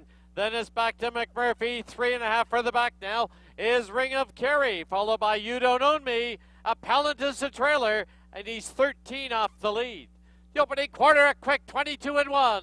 They're midway on the backstretch, and Avs in command clears off. Leads it now by a length and 3/4. At the rail, it's Sir Barkley on the outside. More Than Soul Title, followed by on the outside Racing River. At the fence is Quagmire. Then it's McMurphy. On the inside is Ring of Kerry. They went through the half, 45 and 2. Midway on the turn, they still have to come and catch. Avs in command. Racing River, More Than Soul Titles in between runners, and down the lane they come. Avs in command's under pressure. More Than Soul Title has the lead now. It's More Than Soul Title with the lead. And here comes a late run from Ring of Kerry, but More Than Soul Title to win it. Ring of Kerry second, Avs in command third. Racing River fourth.